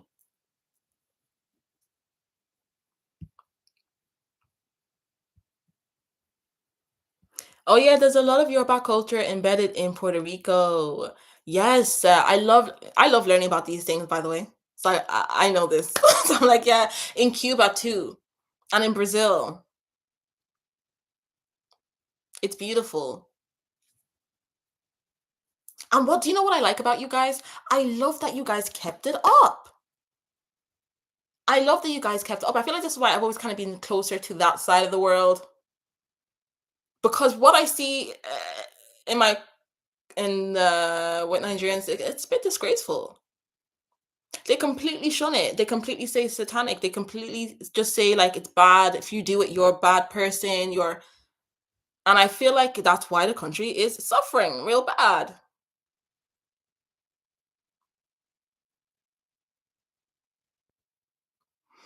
I eat too much sugar when given the choice too. Yeah, because sugar it gives you that feeling of comfort. It gives you the feeling of comfort.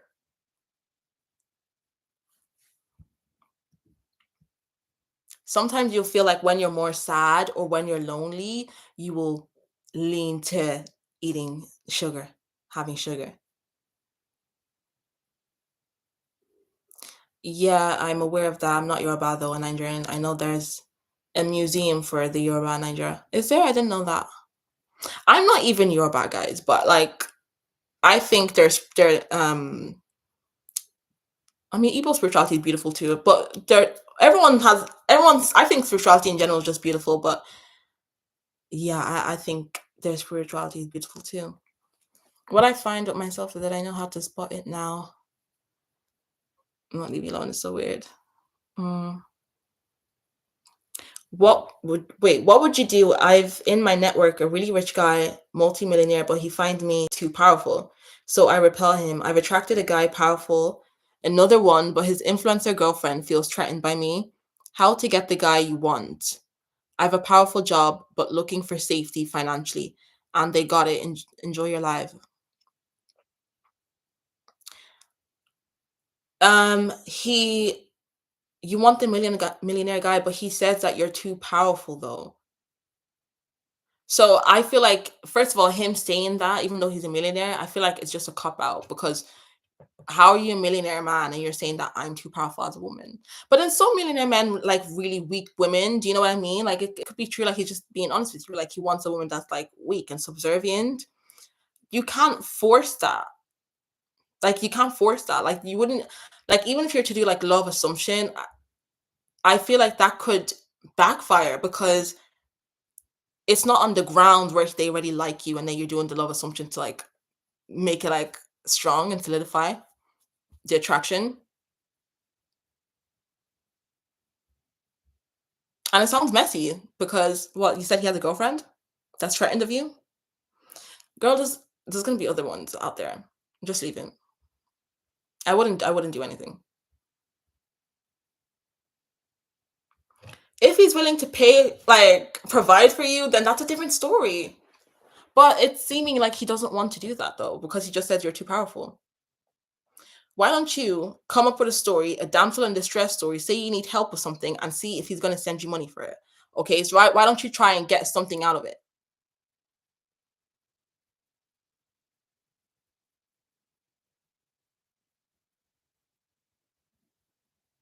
Manifesting is going okay. It started off popping, but I slumped off a bit. How can I get back into the swing? Okay, so do you want, you need to, this is what you need to get back into the swing of manifesting. What brings you joy? What brings you joy? Okay, so with me, I like learning. That brings me joy. So sometimes learning about the thing that you want to manifest, learning something new, or dancing, being in an upbeat spirit, having a high frequency, and also, what puts me back in the spirit is me going back to the past, because this is what I like to do. Because I don't always like to go back to the past, but I will go back to the past to be grateful of the now. Look back, look at what I've manifested in the past, and be like, "Oh, okay, I'm that girl. I'm the manifesting queen. So let me use that energy towards what I'm manifesting currently." It's very fun. It's really, really fun. You can even create some new affirmations. Sometimes it's just boring. Like we need to switch it up. Sometimes to try new things. So that's when I was trying the guided meditation last night, because usually I don't always do guided meditations, but that one was powerful. Like that was powerful. And also the breath work. I started adding more breath work into my routine because I was bored. And when boredom is a sign, it's a sign that like I said, change it up. Let's go, let's go. And then when I changed it up, I was like, whoa, like I like this new routine. Let's do it. Let's go. So maybe you need to add more things. Also, why don't you get like new crystals? I'm due a trip to the metaphysical shop. Get new herbs, new crystals. It's fun. Be like a kid at the candy store. And if you don't have a store near you, you can still shop online, which is kind of more fun as well, because you're like, oh my god, I can't wait to open it up. I can't wait to open it up. And what else? There was something I was gonna say. I forget. Get new journals, new stationery. Make it colorful, because that helps with the feeling. What else could you do? If you have a vision journal, seeing the visuals will put you in a higher vibration. So when you're cutting up and you have your glue, remember always have your Pritt stick with you.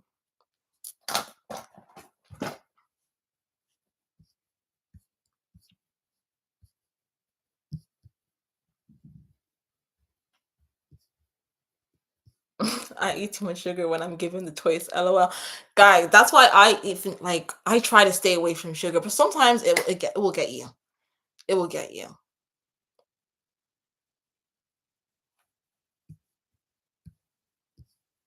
The thing is, if you're craving something, go for the salty option instead of sugar, guys. Because at least with salt, you'll be thirsty and you'll drink. But with sugar, you just want more sugar and you'll crash. And then you want the sugar again.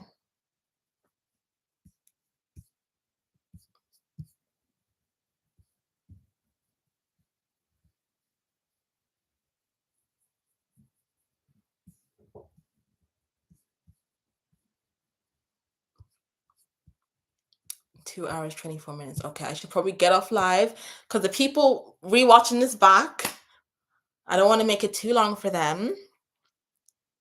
So, any last questions before we get off live? Any last questions?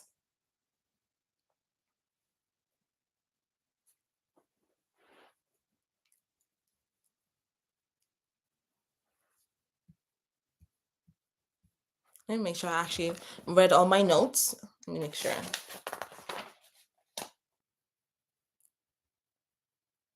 Yeah, energy work. Oh, okay, really quick. Detox your feed. Excuse me. Detox your feed. So if you have feelings of comparison and it's taking you away from your own path, then detox your feed because you are the controller. You control your reality. You control what you're seeing every day. And in general, by the way, can we do a cleanse? Because you'll be so surprised on how different your life will be if you cleanse old energy. Like, so this can be confirmation of you cleansing old followers. If you need to make a new page, make a new Instagram page, then this is your confirmation. So you don't want all that, the evil eye too, because sometimes even like if you want to transmute it, you can transmute that. But they're on a whole different frequency. Like, let's say you've made a page, like with me, I had to create a new Instagram page because I was on a whole different frequency before, and they're on a whole different frequency. So I had to just create a new page. So if you have a lot of fear mongering things on your feed or things that you just don't need right now in what you're creating, detox your feed and then shift to inspiration. Add things that are going to inspire you every day. Follow people, subscribe to people that are going to inspire you every day. Put things on your wallpaper that's going to remind you of your journey. You just have to be aware of what you're tuning into.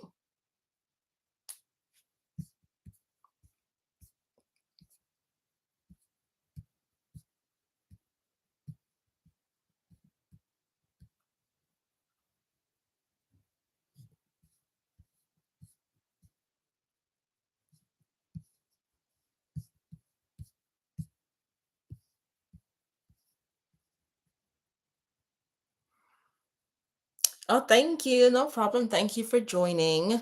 Okay, I'm gonna hop off the live. And dude, I'm thinking to come back before Sunday. Because I usually come here Sunday, but I'm thinking to come back before Sunday and to talk again with you guys. And I want to actually I'll be more prepared. I'll actually have a topic and I'll be teaching you topics. And I feel like I know what you guys want. I feel like I know what you guys want. Let me see.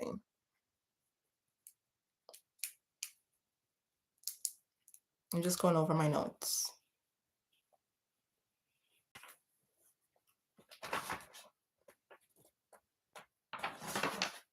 Yeah, I think that's everything. And just, yeah, watch how you're making yourself feel. How are you making yourself feel? Okay. When you do things that you know you're not meant to do you like the feeling after? No, you don't like the feeling after. You may feel guilty. So be careful of punishing yourself, okay?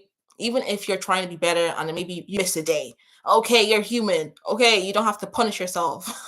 Be careful what you're feeling. Feeling is everything. The feeling is the secret. The feeling is the secret. Like Neville Goddard, the feeling is the secret. Okay, it was lovely being alive with you guys. I really appreciate you guys for staying 2 hours, 28 minutes. Like, I love my community. I love you guys so much. I know I have a bad habit of not looking at the camera, especially when I'm on live because I'm looking at the comments. But ending words, ending words, ending words. You guys are so beautiful. You guys are on this journey of enlightenment, on this journey of growth, of this journey of change. And even when you don't see the treaty catching up, just know as long as you keep one foot over the other, it's going to accumulate. So you have to be patient, whatever it is, even if it's just like you wanted to transmute your energy, you wanted to change your vibration. Be patient. Patience is virtue. And then your hard work, your work isn't going to be in vain because things accumulate. It's just laws of the universe. So you will get the result once you put the foot over the other. Okay? Oh, you accidental warrior, you came in late. Yeah, you arrived at the ending. Oh no. Well, now you can watch it back. Okay, you'll watch it back. Um So that was my ending words, guys. Stay powerful. Use this waning moon. Okay, real quick. Use this waning moon to reflect. Okay, just use this time to reflect. Use time to meditate, and remember to do your affirmations. And I'm gonna come back again for real because I know this was just a little something, something, little baby live, but I'm gonna come back with the real knowledge. Okay, next live. So See you soon. Keep a lookout on the community post, guys. Bye.